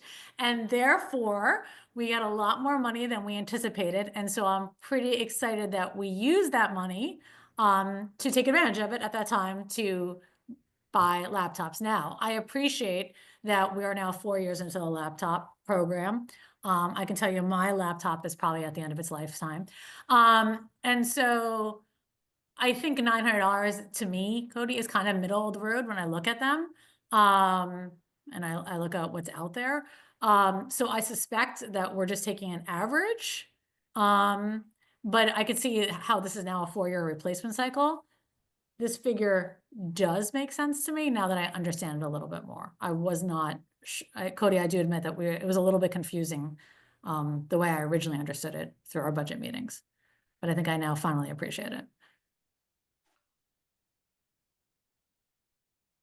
Mike, and then Sophie. Sorry, no, I forgot to lower my hand. Okay. Yeah, this is a very helpful conversation, because when I think about the last round of the laptops being replaced 4 years from now, I can say that I don't know very many laptops that last 7 years. So that actually makes me concerned. But also just wanted to speak to, I appreciate that there was a significant change in the way that teachers teach because of COVID, and that's continued on. And there's also this expectation that they are using laptops to communicate with parents, to communicate with students in a way that I can just say, as a parent, I saw there's been a real sea change. Like, I doubt there's any teacher in the school system that isn't using a computer, because you need it to communicate with, to evaluate your students, to communicate with parents, to communicate with the kids. So, I do feel like this is a priority to have a good, high functioning equipment, if that's like key to interfacing with students and parents.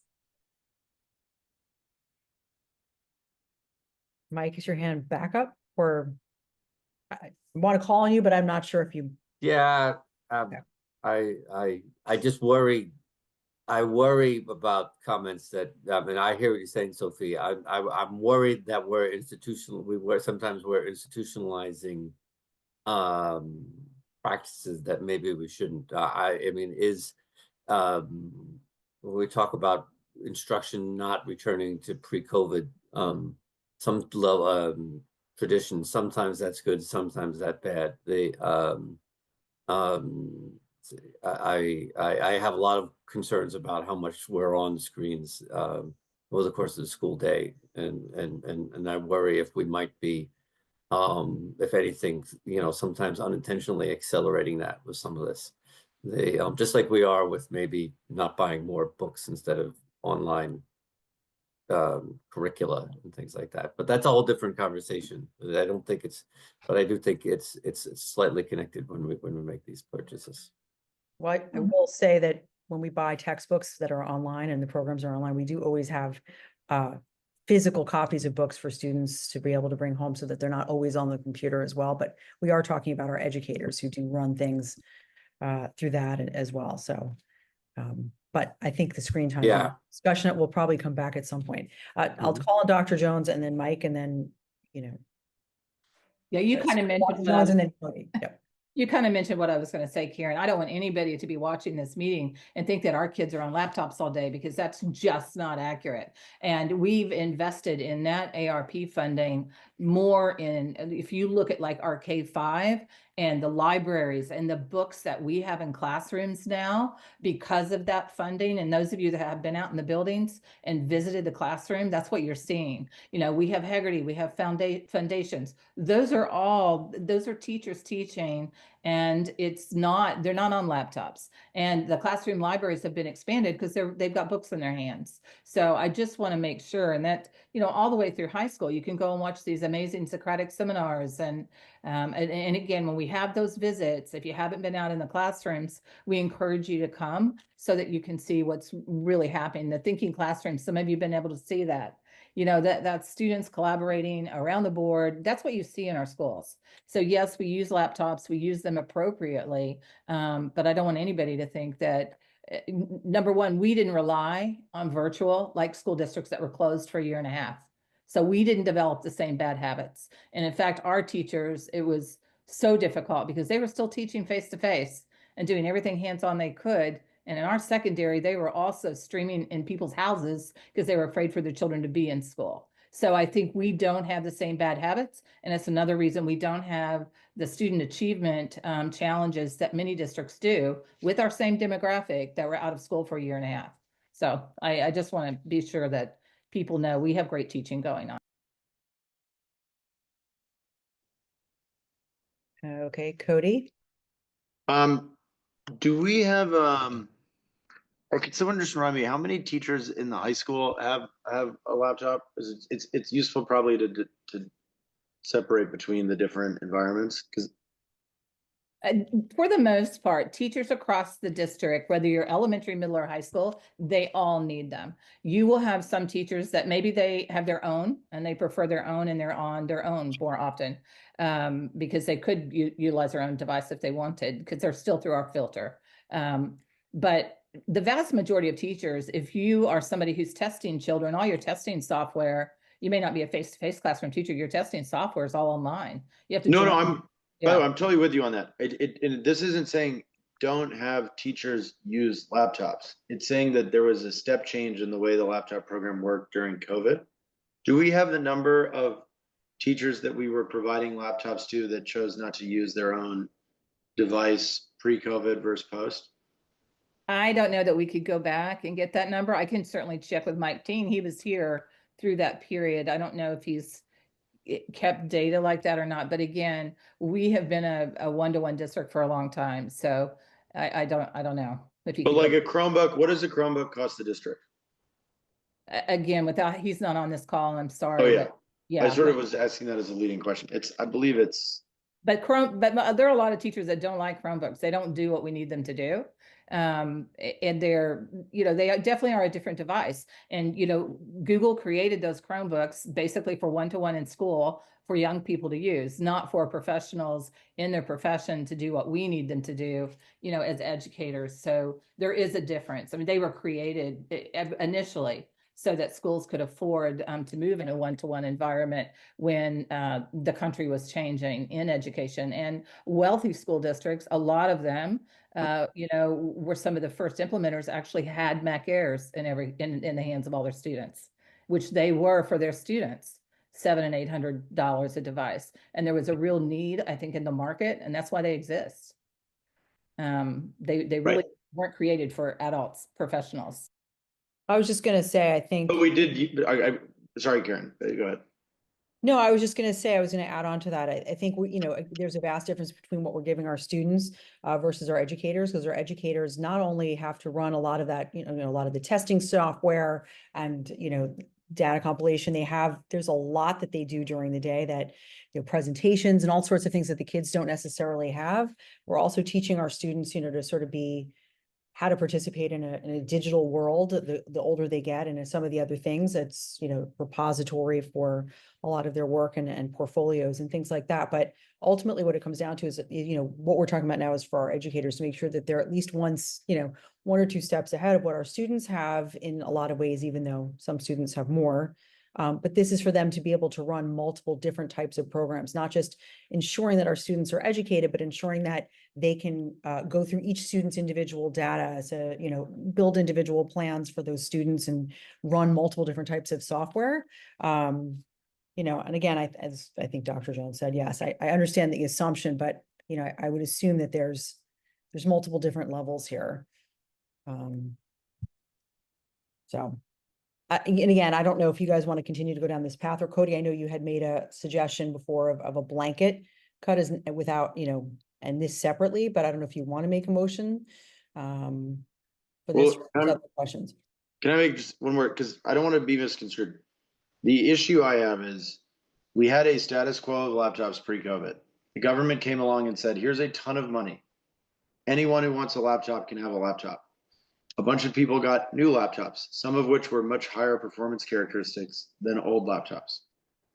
Also, to my point that I made about, I wouldn't want to have to take these away from, if I gave them to my own employees and then I took them away, I would not, there's some things, Tony's being completely sincere about this, but also we'd be putting her in a very difficult position to say, oh, tell us about the things we should take away from all the teachers, right? Nobody wants to be in that position. It's a very different statement. It's I'm not interested in revisiting our strategic goal, one-to-one thing, or all that stuff. Sure, there's an interesting conversation around that. That's not my focus. My focus is, and my suspicion, and from doing my own kind of sleuthing in the background, is that we now have our laptops not just as an educational program, but as also sort of a nice to have, almost pseudo form of extra compensation to teachers, which if you're going to compensate teachers, just compensate them directly. But that's my key thing here, especially given that, if you're in particularly the fixed classroom zones, to have 2 computers and 1 teacher and a $900 computer, even if it's a $900 average, still means that, the lower one computer is, we'd be providing a $2,000 laptop or something. That's my main issue, is where this is sized. And if you just think about which direction would this number be biased in, if the administration is doing their job, kind of trying to stand up for teachers, it's probably not biased in the lower direction. Maybe the right answer is to stick with my broader philosophy of just drop this as a particular line item and add a little bit more to the general efficiency bucket. But my deep suspicion is that a lot of the laptop applications, particularly in some of the classrooms, do not require a $900 laptop plus an existing desktop in the same room. I know all the things, well, what if we want to use the smart board and send an email at the same time, all that stuff? I'm just saying directionally, this one feels like it is higher than lower. I would have preferred to push it back and say, hey, we're resetting from this government sponsored splurge that started during COVID. I think I said in the beginning, reasonable people will disagree about this one, but I just would encourage everybody to think directionally of, are we likely overspending or underspending on this one? Where you would place that bet. But Tony will tell you why I'm wrong or whatever now. Well, I know to Dr. Jones, I'm going to give you an opportunity to respond, and Laura, but I was going to say, I think, you know, now we're into the philosophical discussions of laptops here. So, you know, and whether you consider them a bonus or the fact that they're required to have them to teach our students and be able to be responsive and plan for the next day, because oftentimes they have to do that at home. They don't get planning time during the day. So I'm going to hand this off to Dr. Jones, and I don't know if you want to make a motion for this, because I know we have other items in the budget to discuss too. So Yeah, Dr. and- Jones first, and then Laura. And more than anything, I just want to clarify. So the money that we got, because I don't want anybody to think that we've created some ESSER II ARP cliff, because that's what people read in the news. And, you know, they think that, oh, you got this bunch of money, you were able to do something. We were going to purchase these laptops anyway. And in the spring of 2020, we had no idea that we were going to get ESSER II. We had no idea we were going to get ARP, which happened to be what some people call ESSER III. When we first got our first grant, and I think it was in the spring of 2020, it was called like COVID. It was COVID money, and all it did was buy masks and hand sanitizer and stuff like that. But we had so much criticism in the spring of 2020, we had to upgrade the laptops. We could not do what we needed to do. And so either the town was going to fund it. And if you remember, we built an entire remote school K-5. I had no idea how we were going to fund that.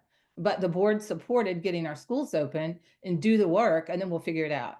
And so that's what we did. And so we were really responsible in how we spent the money, because we were doing this anyway. And then it was just very, very fortunate that at the federal level, they recognized that a lot of schools didn't have the resources, and we got to, you know, capitalize on not go for an interim or whatever we were going to have to do, because it had to be done. But again, the style of teaching hasn't changed, and it's so different now than it was pre-COVID. And our teachers are very mobile. Again, they share classrooms, they do work at home. It's just providing the professional device they need to do their jobs. And wow, what great work they do.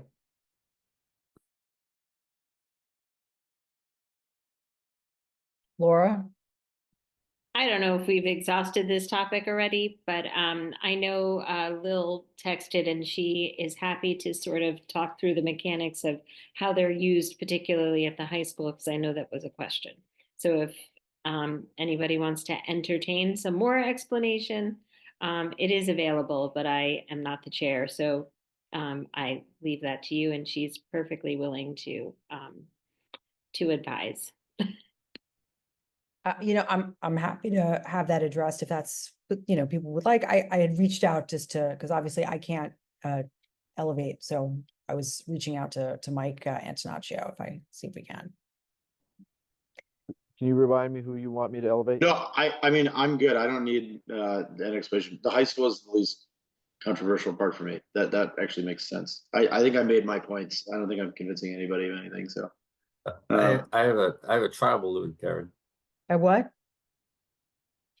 So based on what everybody's saying, so I'm wondering, because I understand the questions, I understand all this a little bit more now, and I think I agree with a lot of what Cody's saying around the challenges of creating or the long-term systemic issue of creating additional line items and things like that. And basically, what we're kind of doing here is not only adding a 225 to the budget, but kind of creating or embedding a 4-year refresh cycle at like a $900 average.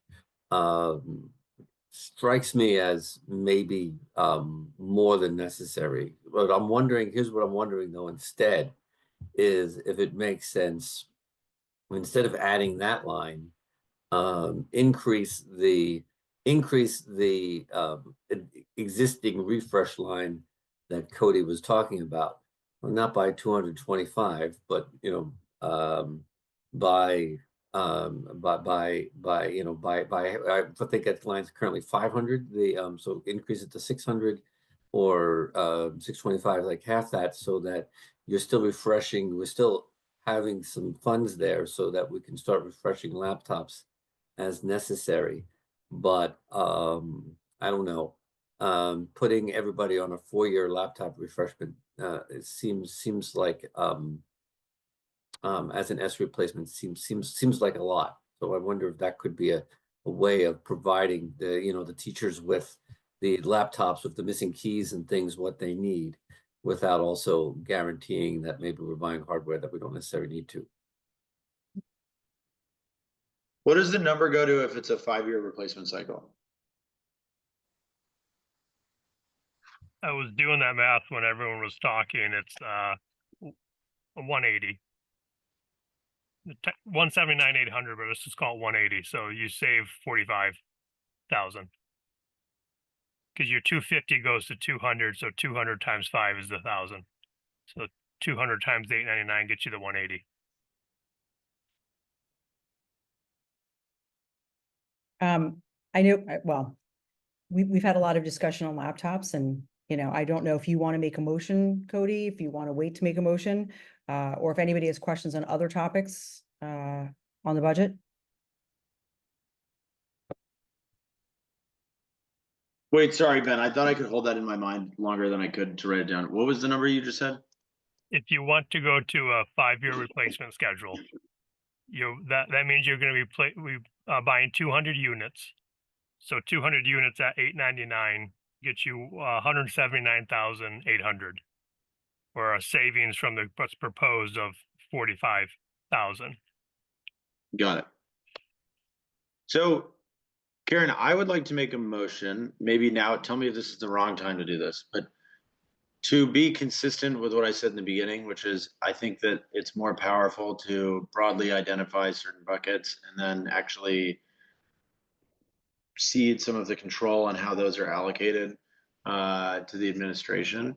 I would make a motion to adjust. You're going to correct me on the right wording, but to adjust the current operating budget down by $600,000, and then pause on the motion just with the intention of that $600,000 being efficiency, savings, whatever you want to call it, driven by the administration.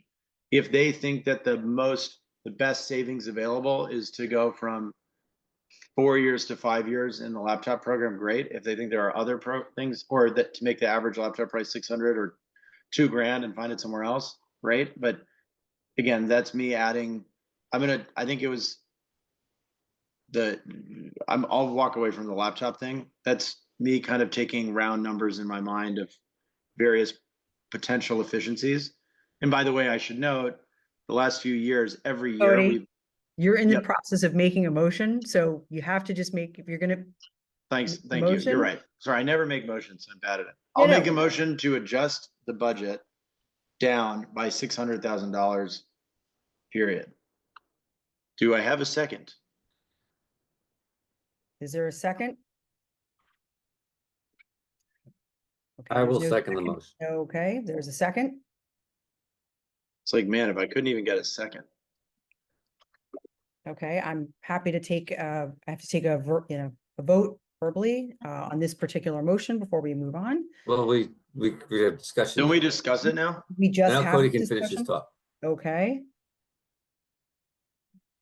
Oh I yeah. thought that So was the entire all I discussion. was going to say is I'd probably beat this, but the idea here is to. Oh, the last point I was going to make was that just to flag for everybody, in the last few years, it's like something like 450,000 to 800,000 is returned to the town every year, anyways, and those are numbers after we would do line item cuts. So this is me taking what I think is a smaller set of areas for potential savings than normal years, which is why I would like in past years I would have had a bigger general efficiency bucket, but I think for this year, from reviewing everything, that 600,000 is a very achievable number. I'd be interested, just now that we've moved away from the laptop thing, if Tony has any commentary on when she thinks across the broad swath of these, what the achievability of that is, and if that gives her, if she prefers the flexibility of having a general bucket versus us whacking specific line items. Yeah, I mean, I certainly think that you know, if the board wants to vote a reduction of 500,000 or whatever that is, I'm worried about the laptops still. I just want to say that one more time because it's a tool we need. Could we I'm go? dropping the laptops. No more laptops. Okay, all right, no more laptop But discussion. 600,000. Okay, that's still probably 100,000 too high if we're thinking it's coming from that line item, but I think we can find efficiencies and continue to do that. What it means is, and I'm going to use the laptops as an example because we do our budget so early in Greenwich. By the time it passes, it's like the end of the year. So, you know, for an efficiency, finding out, again, it's not a 4-year replacement cycle. And that's one thing I want to clarify. It's because you're only replacing 250. They're already 4 years old. So you're talking about some of them being 6 years, 7 years, and the worst will go 8 years before they get new ones. So what you would do is you would start by, okay, where do we have these laptops that literally are not working? They're not charging, they're not, and maybe it's less than 250.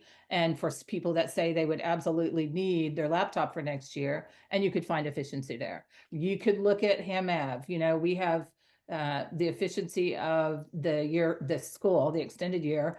Who is it that's actually going to teach in that program? What is the actual salary? Because we have to be there before, you know, we get too far into the year, because that's part of what we do for contracts as we look at next year. So it's looking at things like that across the entire budget, which we do that when we build the budget. We zero out and build everything up.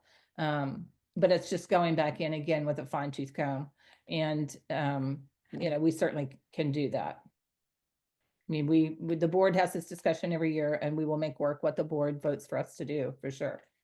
Wait, sorry, before Kathleen goes, Tony, is it preferable for you for us to pick specific line items, or do you like the idea of having a general basket? I mean, we've never done a general basket, but I think that that's good because we can go back in and things change. Again, it's so early. Like most of my colleagues in the region don't even present their budgets till January, February.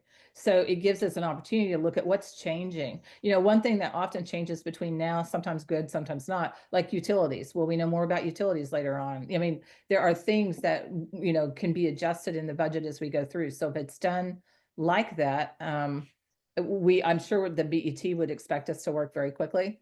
They may not be as patient as what the board is saying, but yeah, that's an exercise we could definitely do. We haven't done it before, but we could. Okay, Wendy, I saw your hand up. Did it go back down? Yes, I was going to ask a question, but Cody actually asked it for me. Thanks. Okay, Kathleen and then Sophie. Yeah, so I guess I'm a little worried that while we have returned some money in the past, we often have to go for interims as well. And special education is just something across the state that continues to be so unpredictable. And it just worries me that I feel if we're going to do an efficiency bucket, which I understand the rationale for, I feel 500,000 is sort of the upper end of my range. When I start to get beyond that, I am starting to get nervous, and I feel like we're setting ourselves up for immediately having to go for an interim like earlier in the year. I don't want to put us in that situation either. I want to be sort of responsible in our budgeting choices. So in looking across everything, I like the approach, Cody, of sort of saying we're giving the administration, Dr. Jones and Ben, the ability to find sort of if there were any areas that they could sort of cut away at. Maybe they have to go into 30 line items to get to 500,000. I'm comfortable with that. Sort of going beyond that, I do get a little nervous. Sophie?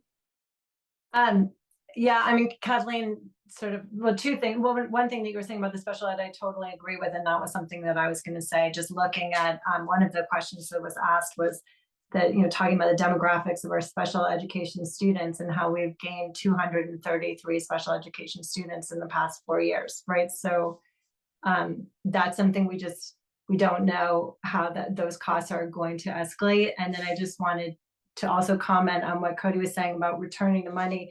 I think that speaks to how well the budget is developed, that we come that close, but also when you were talking about, like, are we always at the top of the range for everything? If we were, you know, that we wouldn't be returning any money. right? Like the fact that we returned some money shows that like we're close, we're doing a really good job, but we are actually giving money back.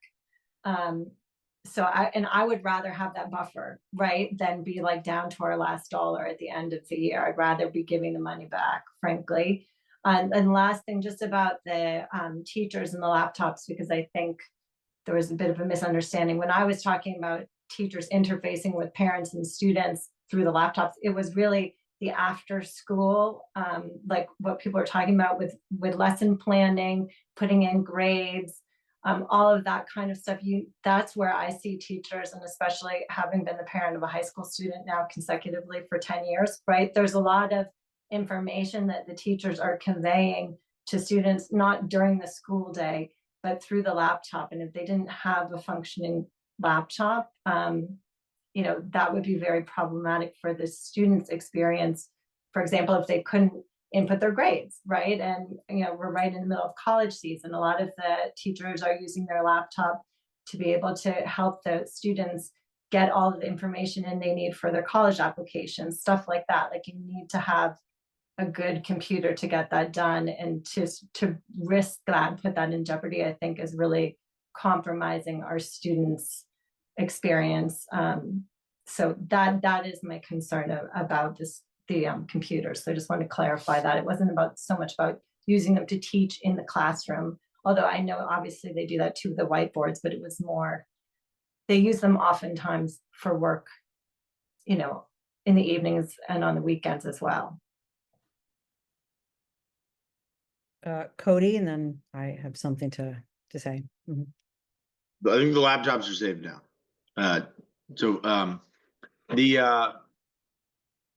Just so the one thing I wanted to say was that in years past, we would chip away at all the line items and then there would still be savings, where in this time we wouldn't be chipping away at the line items.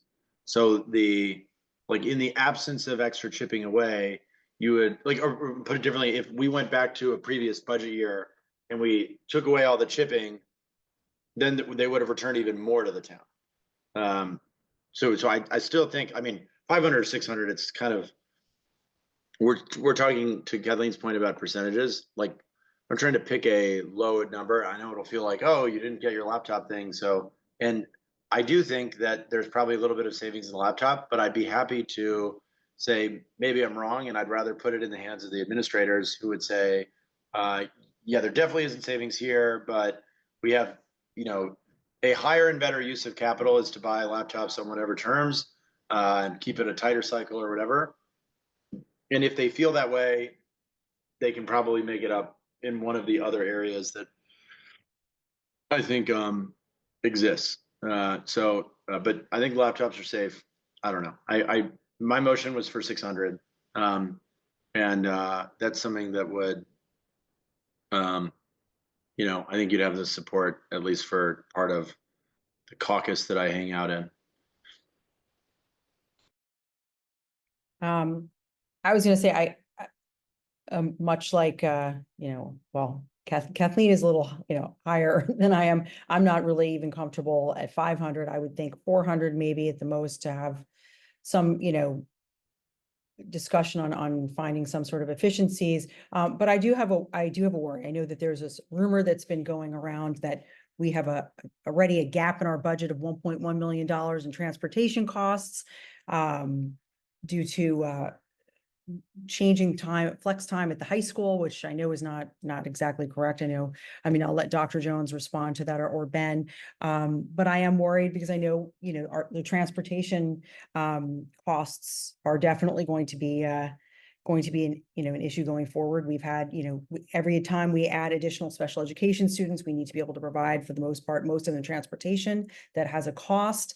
You know, when we add extra programming, like a second, you know, another preschool class halfway through the year, because again, we have students with special education needs that come in at different ages. Those have costs for transportation as well, getting students to and from. And I really worry when we're given guidelines that aren't actually based on the actual data that we have, you know, that we know we have contractual data. We know how much we have to increase our, you know, teacher salaries every single year. We know what, the contractual information is for contracts for transportation and other things. We're not even able to meet those contractual needs. So if there's things that we can, find to reduce that's, or smaller, that's fine. But I'm not comfortable at 600. I'm not really even comfortable at 500. And, I'd be more happy having a discussion on ways we can also help increase revenue if we have to have slight increases for some programs, or return to charging for, high school football games, which we did for years.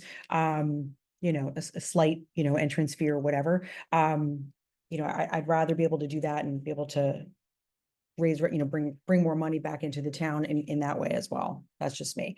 Mike had his hand up, and then Laura. Or actually, I would let, Dr. Jones or Ben answer the question on transportation if you want beforehand. Go ahead, Ben. No, it's the flex time has no bearing on the transportation increase is being presented in the budget in front of you. It really is what's driving it when we look at the numbers is the sped and pre-K numbers. It's not the elimination of flex time. So that's also for this year. That's not for next year as well, not just next year. We're not in the hole. No. That's fine. No. Yeah, like I said. Okay. Mike and then Laura. Yeah, if it sounds like here if we're hearing from I don't want to put words in anybody's mouth, but if we're hearing from the budget committee chair here that he thinks that we can find 600,000 here, and the vice chair is more comfortable with 5.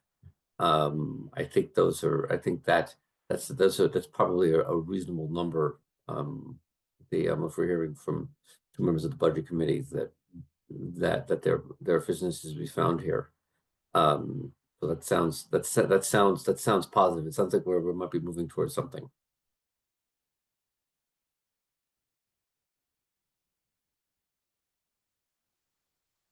Laura. I feel like we're playing let's make a deal here. I mean, we've got a motion on the table. I think we need to dispense with it. And if there's another motion to be made after, then so be it. But I do think I'm really uncomfortable with this sort of like, here's another random number, so hit it. I mean, it's what the BET did when they gave us a random number to go hit it. And I'm not feeling like there's any kind of science. We direct the superintendent to implement this budget. And we're saying, find some efficiencies, but what if we don't like those efficiencies? And I'm just making this up. I mean, I'm sure whatever Dr. Jones does would make perfect sense.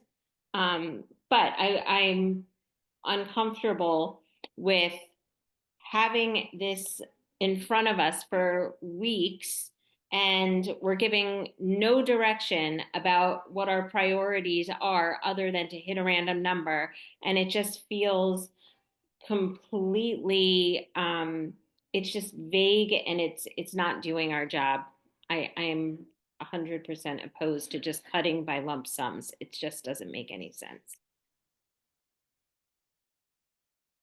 Okay, Cody, and then, unless we have one other statement after that, I'd like to be able to call the question on Cody's motion.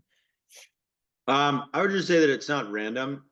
There's a lot of thought goes into, I mean, I laid out the theory of you have different ranges on different things, and we could pick off individual ranges, but I think it's preferable by the administration for us, instead of doing that, to say, hey, here's our general sense based on our own, every one of us can have our own probability weighting. I don't mind if you say, hey, you're wrong about those numbers. I would just say that I didn't pick it out of thin air. Kathleen? Yeah, I was just going to actually add to that. I mean, believe it or not, I do think it was a pretty scientific. I mean, we spent weeks on this, and so there are a few buckets that I would look to get to 500,000. But again, the reason I like this approach is because I think we all have slightly different priorities. And rather than the 8 of us debating what those priorities are, I think it's responsible to give it to Dr. Jones and Ben to figure that out. But I feel comfortable at no more than 500,000 in doing that. And whether that, and I'm taking off all of the things we've talked about, including laptops, because that's not, I'm saying that's not for the choice for us to make. I'm saying I feel comfortable with this budget. Basically, I'd make the motion at $202,431,051. I'm sorry. Well, we have to take the motion that's on the table now. and if No, you no, no. want- I'm saying I would make such a motion. I was Okay, just checking. hypothesizing. Yes. Okay. Wendy, do you have something to add? Because I wanted to call the question for this I motion. do. I just want to say that I appreciate all the work that the budget committee's done. And I could probably, I wish it was higher, but 600,000 is a number that I could go with or work with, and hope that the BET could, similarly make some more difficult decisions. But I just would, I think we should know that 29% of our neighbors can't afford to live in Greenwich, according to the Greenwich United Way.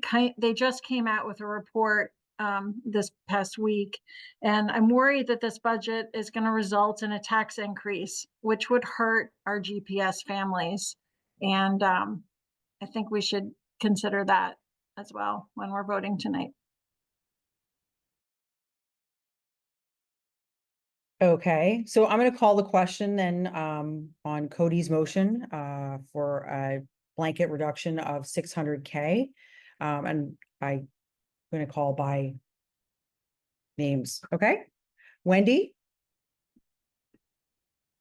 Yes. Mike, Yes. Jen, No. Sophie, No. Kathleen,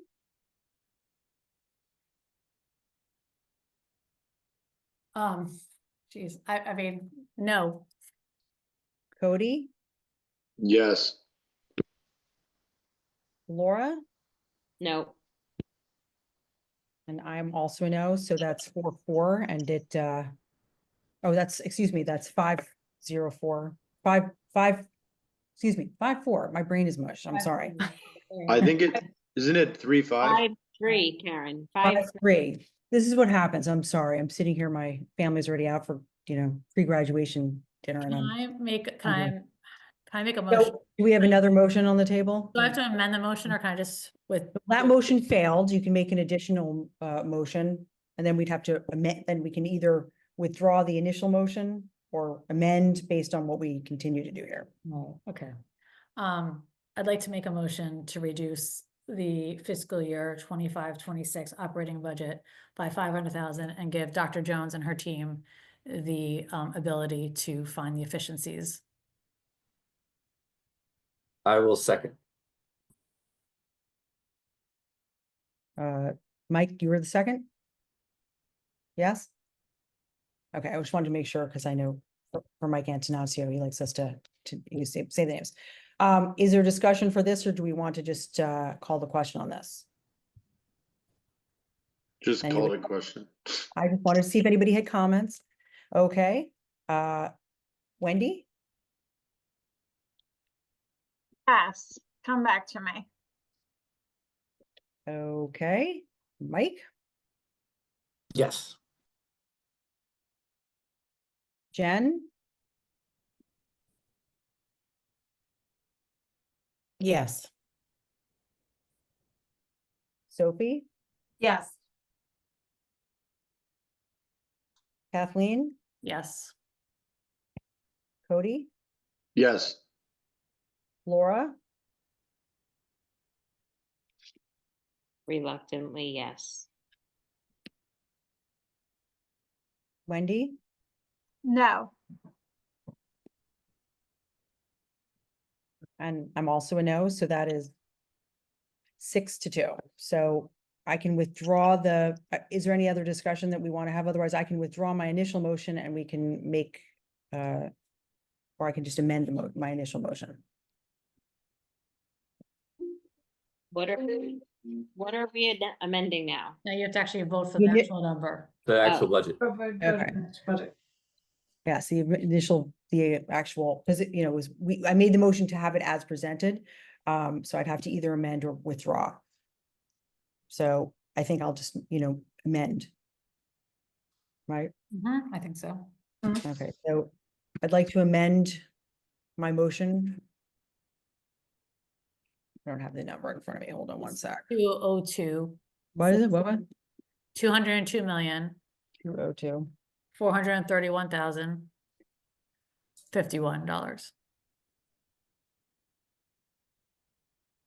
Okay. So, I'm just going back to where I had it. Okay. So I'd like to amend my motion, to, approve the proposed FY 2025-2026 operating budget with the, amended $500,000 reduction. So to approve for a total of $202,431,051. Do I have a second? A second. Okay. Any further discussion? Okay, if not, I will call the question. Wendy?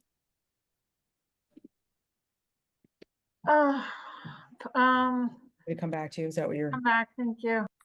Okay, Mike, Yes. Jen, Yes. Sophie, Yes. Kathleen, Yes. Cody, Yes. Laura, Yes. Wendy. No. Okay, I am a reluctant yes. So that's 7-1. Sorry. Laura, it's maybe not so bad if both of us are reluctant yeses. Okay, so now I'm going to move on to the next item on our agenda, which is the food services budget. I'm happy to make a motion to approve the proposed FY 2025 food services budget as presented on page 243 and 244 of the superintendent's FY 26 budget. Do I have a second? Okay, Kathleen? Discussion? Cody would just like to make sure that muffins are involved in the food services budget. We have solved Muffin Gate. I just want all the kids to know how the government tries to ruin their lives every day. Oh my Okay, God. well, You were doing so well. here we That's are. why I volunteer to talk to all the civics classes with Karen, and she always hears me do that, mention that. We did have a robust discussion on Muffin Gate this year. So I don't know if Dr. Jones or Ben, you guys want to address anything with the food services budget prior to us. Nothing to add, just to point out that we are proposing the 15 increase for lunch and breakfast across the divisions. And I believe there are no laptops involved in the school lunch fund. I mean, somebody has to figure out the calculations for what's getting paid, right? All right, are there any discussions or questions from the board? Otherwise, I can happily I will call the question. If that's the case. Okay. Wendy? Yes. Mike? Yes. Jen? Yes. Sophie? Yes. Kathleen? Yes. Cody? Yes. Laura? Yes. All right, and I am also a yes, so 8-0, hurrah. Next action item on our agenda is, so that passes 8-0, as I just said. So next item on our agenda is the Board of Education meeting calendar for 25-26. And I'll put it on the table with a motion to approve the 2025-2026 Board of Education meeting calendar as presented. Is there a second? A second. Sophie? Okay. Dr. Jones know if you have anything to add. No, I think it's, it's as presented and follows similar patterns to what we've had the last couple of years. Okay, any discussion? Nope. Okay, happy to again call the question. Wendy? Well, I'm never want to vote for any of these DEI policies. I'm happy that Michael was able to amend. No, we're doing the Board of Ed calendar, not Oh, policy. that one. Yes, that's an easy one. Well, let's make sure the DEI stuff's not on the calendar. Yep, Um, please. I like that we're taking a stand. Okay, so hold your fire for the next discussion. Mike, Yes. Jen, Yes. Sophie, Yes. Kathleen, Yep. Cody, Yes. Laura, Yes. and I am also a yes. So hurrah, we passing next year's meeting calendar, an 8-0. And next up on our action items is the policy 9311. Dr. McCanty, do you want to make the motion or would you like me to? Sure. No, I'd like a motion to approve policy. Oops, I should bring it up. Sorry. Policy 411.3, increasing educator diversity, as presented in the minutes, in the agenda. I mean, I'll second that if you'd like. Thank you. So as Wendy alluded to, like I said, the policy committee met yesterday, and we had a discussion on the first read. Some folks raised some concerns here about what the original drafted policy was directing the superintendent to do, particularly in regards to having to use certain state resources. The revision everybody has in front of them does not do that. As a reminder, what this policy does do is it requires us to draft a vote on a diversity plan, which is something we did last March.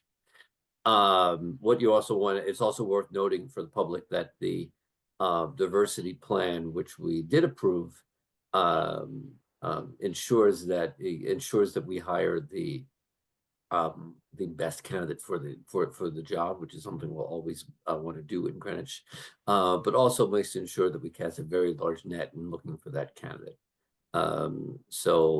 This policy, it's very important that we have this policy in place in the off chance that people have an issue with any of our hiring. We don't want to expose ourselves to any vulnerabilities here or by not having a policy that the state requires us to have. So in that case, it's there it is. We're happy to take any questions. I want to pass the policy committee unanimously. These revisions. Mm-hmm. Any discussion? Questions? Wendy, now's your time. If you want to say anything. Well, I was just going to say, as you all know, I'm against DEI and any discrimination hiring based on immutable characteristics. So I'm happy that we took some of those paragraphs out and that the policies, that the policy required by Hartford, that revision is no longer, we're not relying on Hartford anymore. And we're taking our control back. And anyway, yeah, so no, yes, I'm gonna vote yes. Okay. Are there any other questions or comments? Not, I can call the question. Wendy? Do you want me to call you last?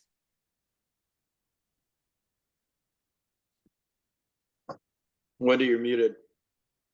Yes. Okay. Was that a yes to the motion or a yes to calling on you last?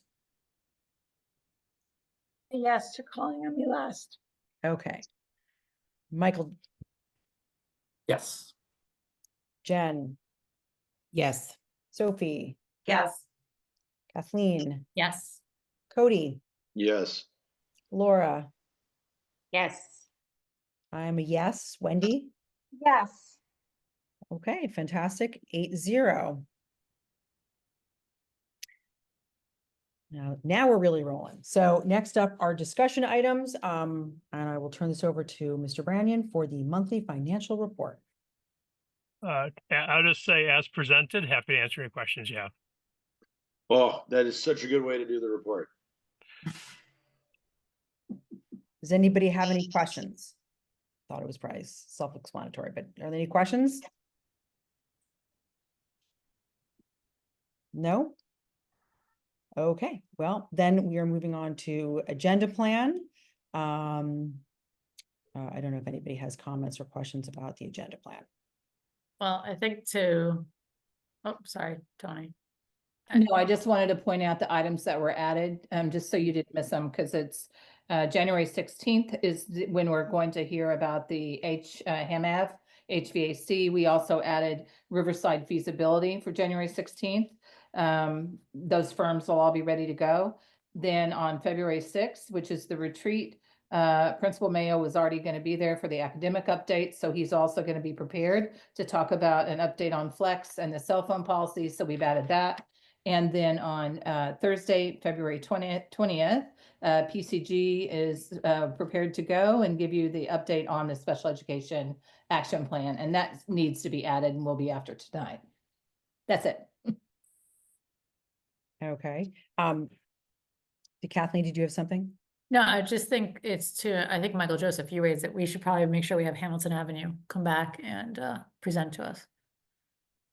In like 2 years, though. Well, no, I think at the end of this, don't you think in April or May they'll know more? I was going to say, I think we should add them towards the end of the year when there's a little bit more, information as to what they're. Actually, like a little bit more of the implementation plan. I think That that's was probably. kind of that was kind of my thought, like in May or April. So we can just put a note to add them when they're ready. The only other thing is, and I'll send out to the board, we need to go through committees. So I will send out an email to you guys and can put forward your interest in which committees you'd like to be involved in. I know we also Karen? need. Yes. I had before we move on, I had a question about the next meeting topics. That's right. I'm sorry. Not long, but I mentioned last month I didn't see it on here, but I'd love for us to be able to talk about field usage at this level. I think it's an important topic that we need to think about. Well, now that we have Western Middle School back online and Central may be going offline, who knows, at some point when that school's being built. I know there's some other discussions on town fields and stuff. So I think it's a good idea to have as a topic, especially if we want to talk about maybe, revenue driven for field rentals as well. But we can also, I think, reach out maybe to the town to see if they're doing any updates or audits on town field usage and base it on dates on that work. Dr. Jones, I don't know if you have any information or if they're looking into anything, I can reach out. Yeah, I don't at this time, but we could do that. Okay. Where they are. All right, perfect. So as I mentioned, I'll send out information to you all in regards to committees.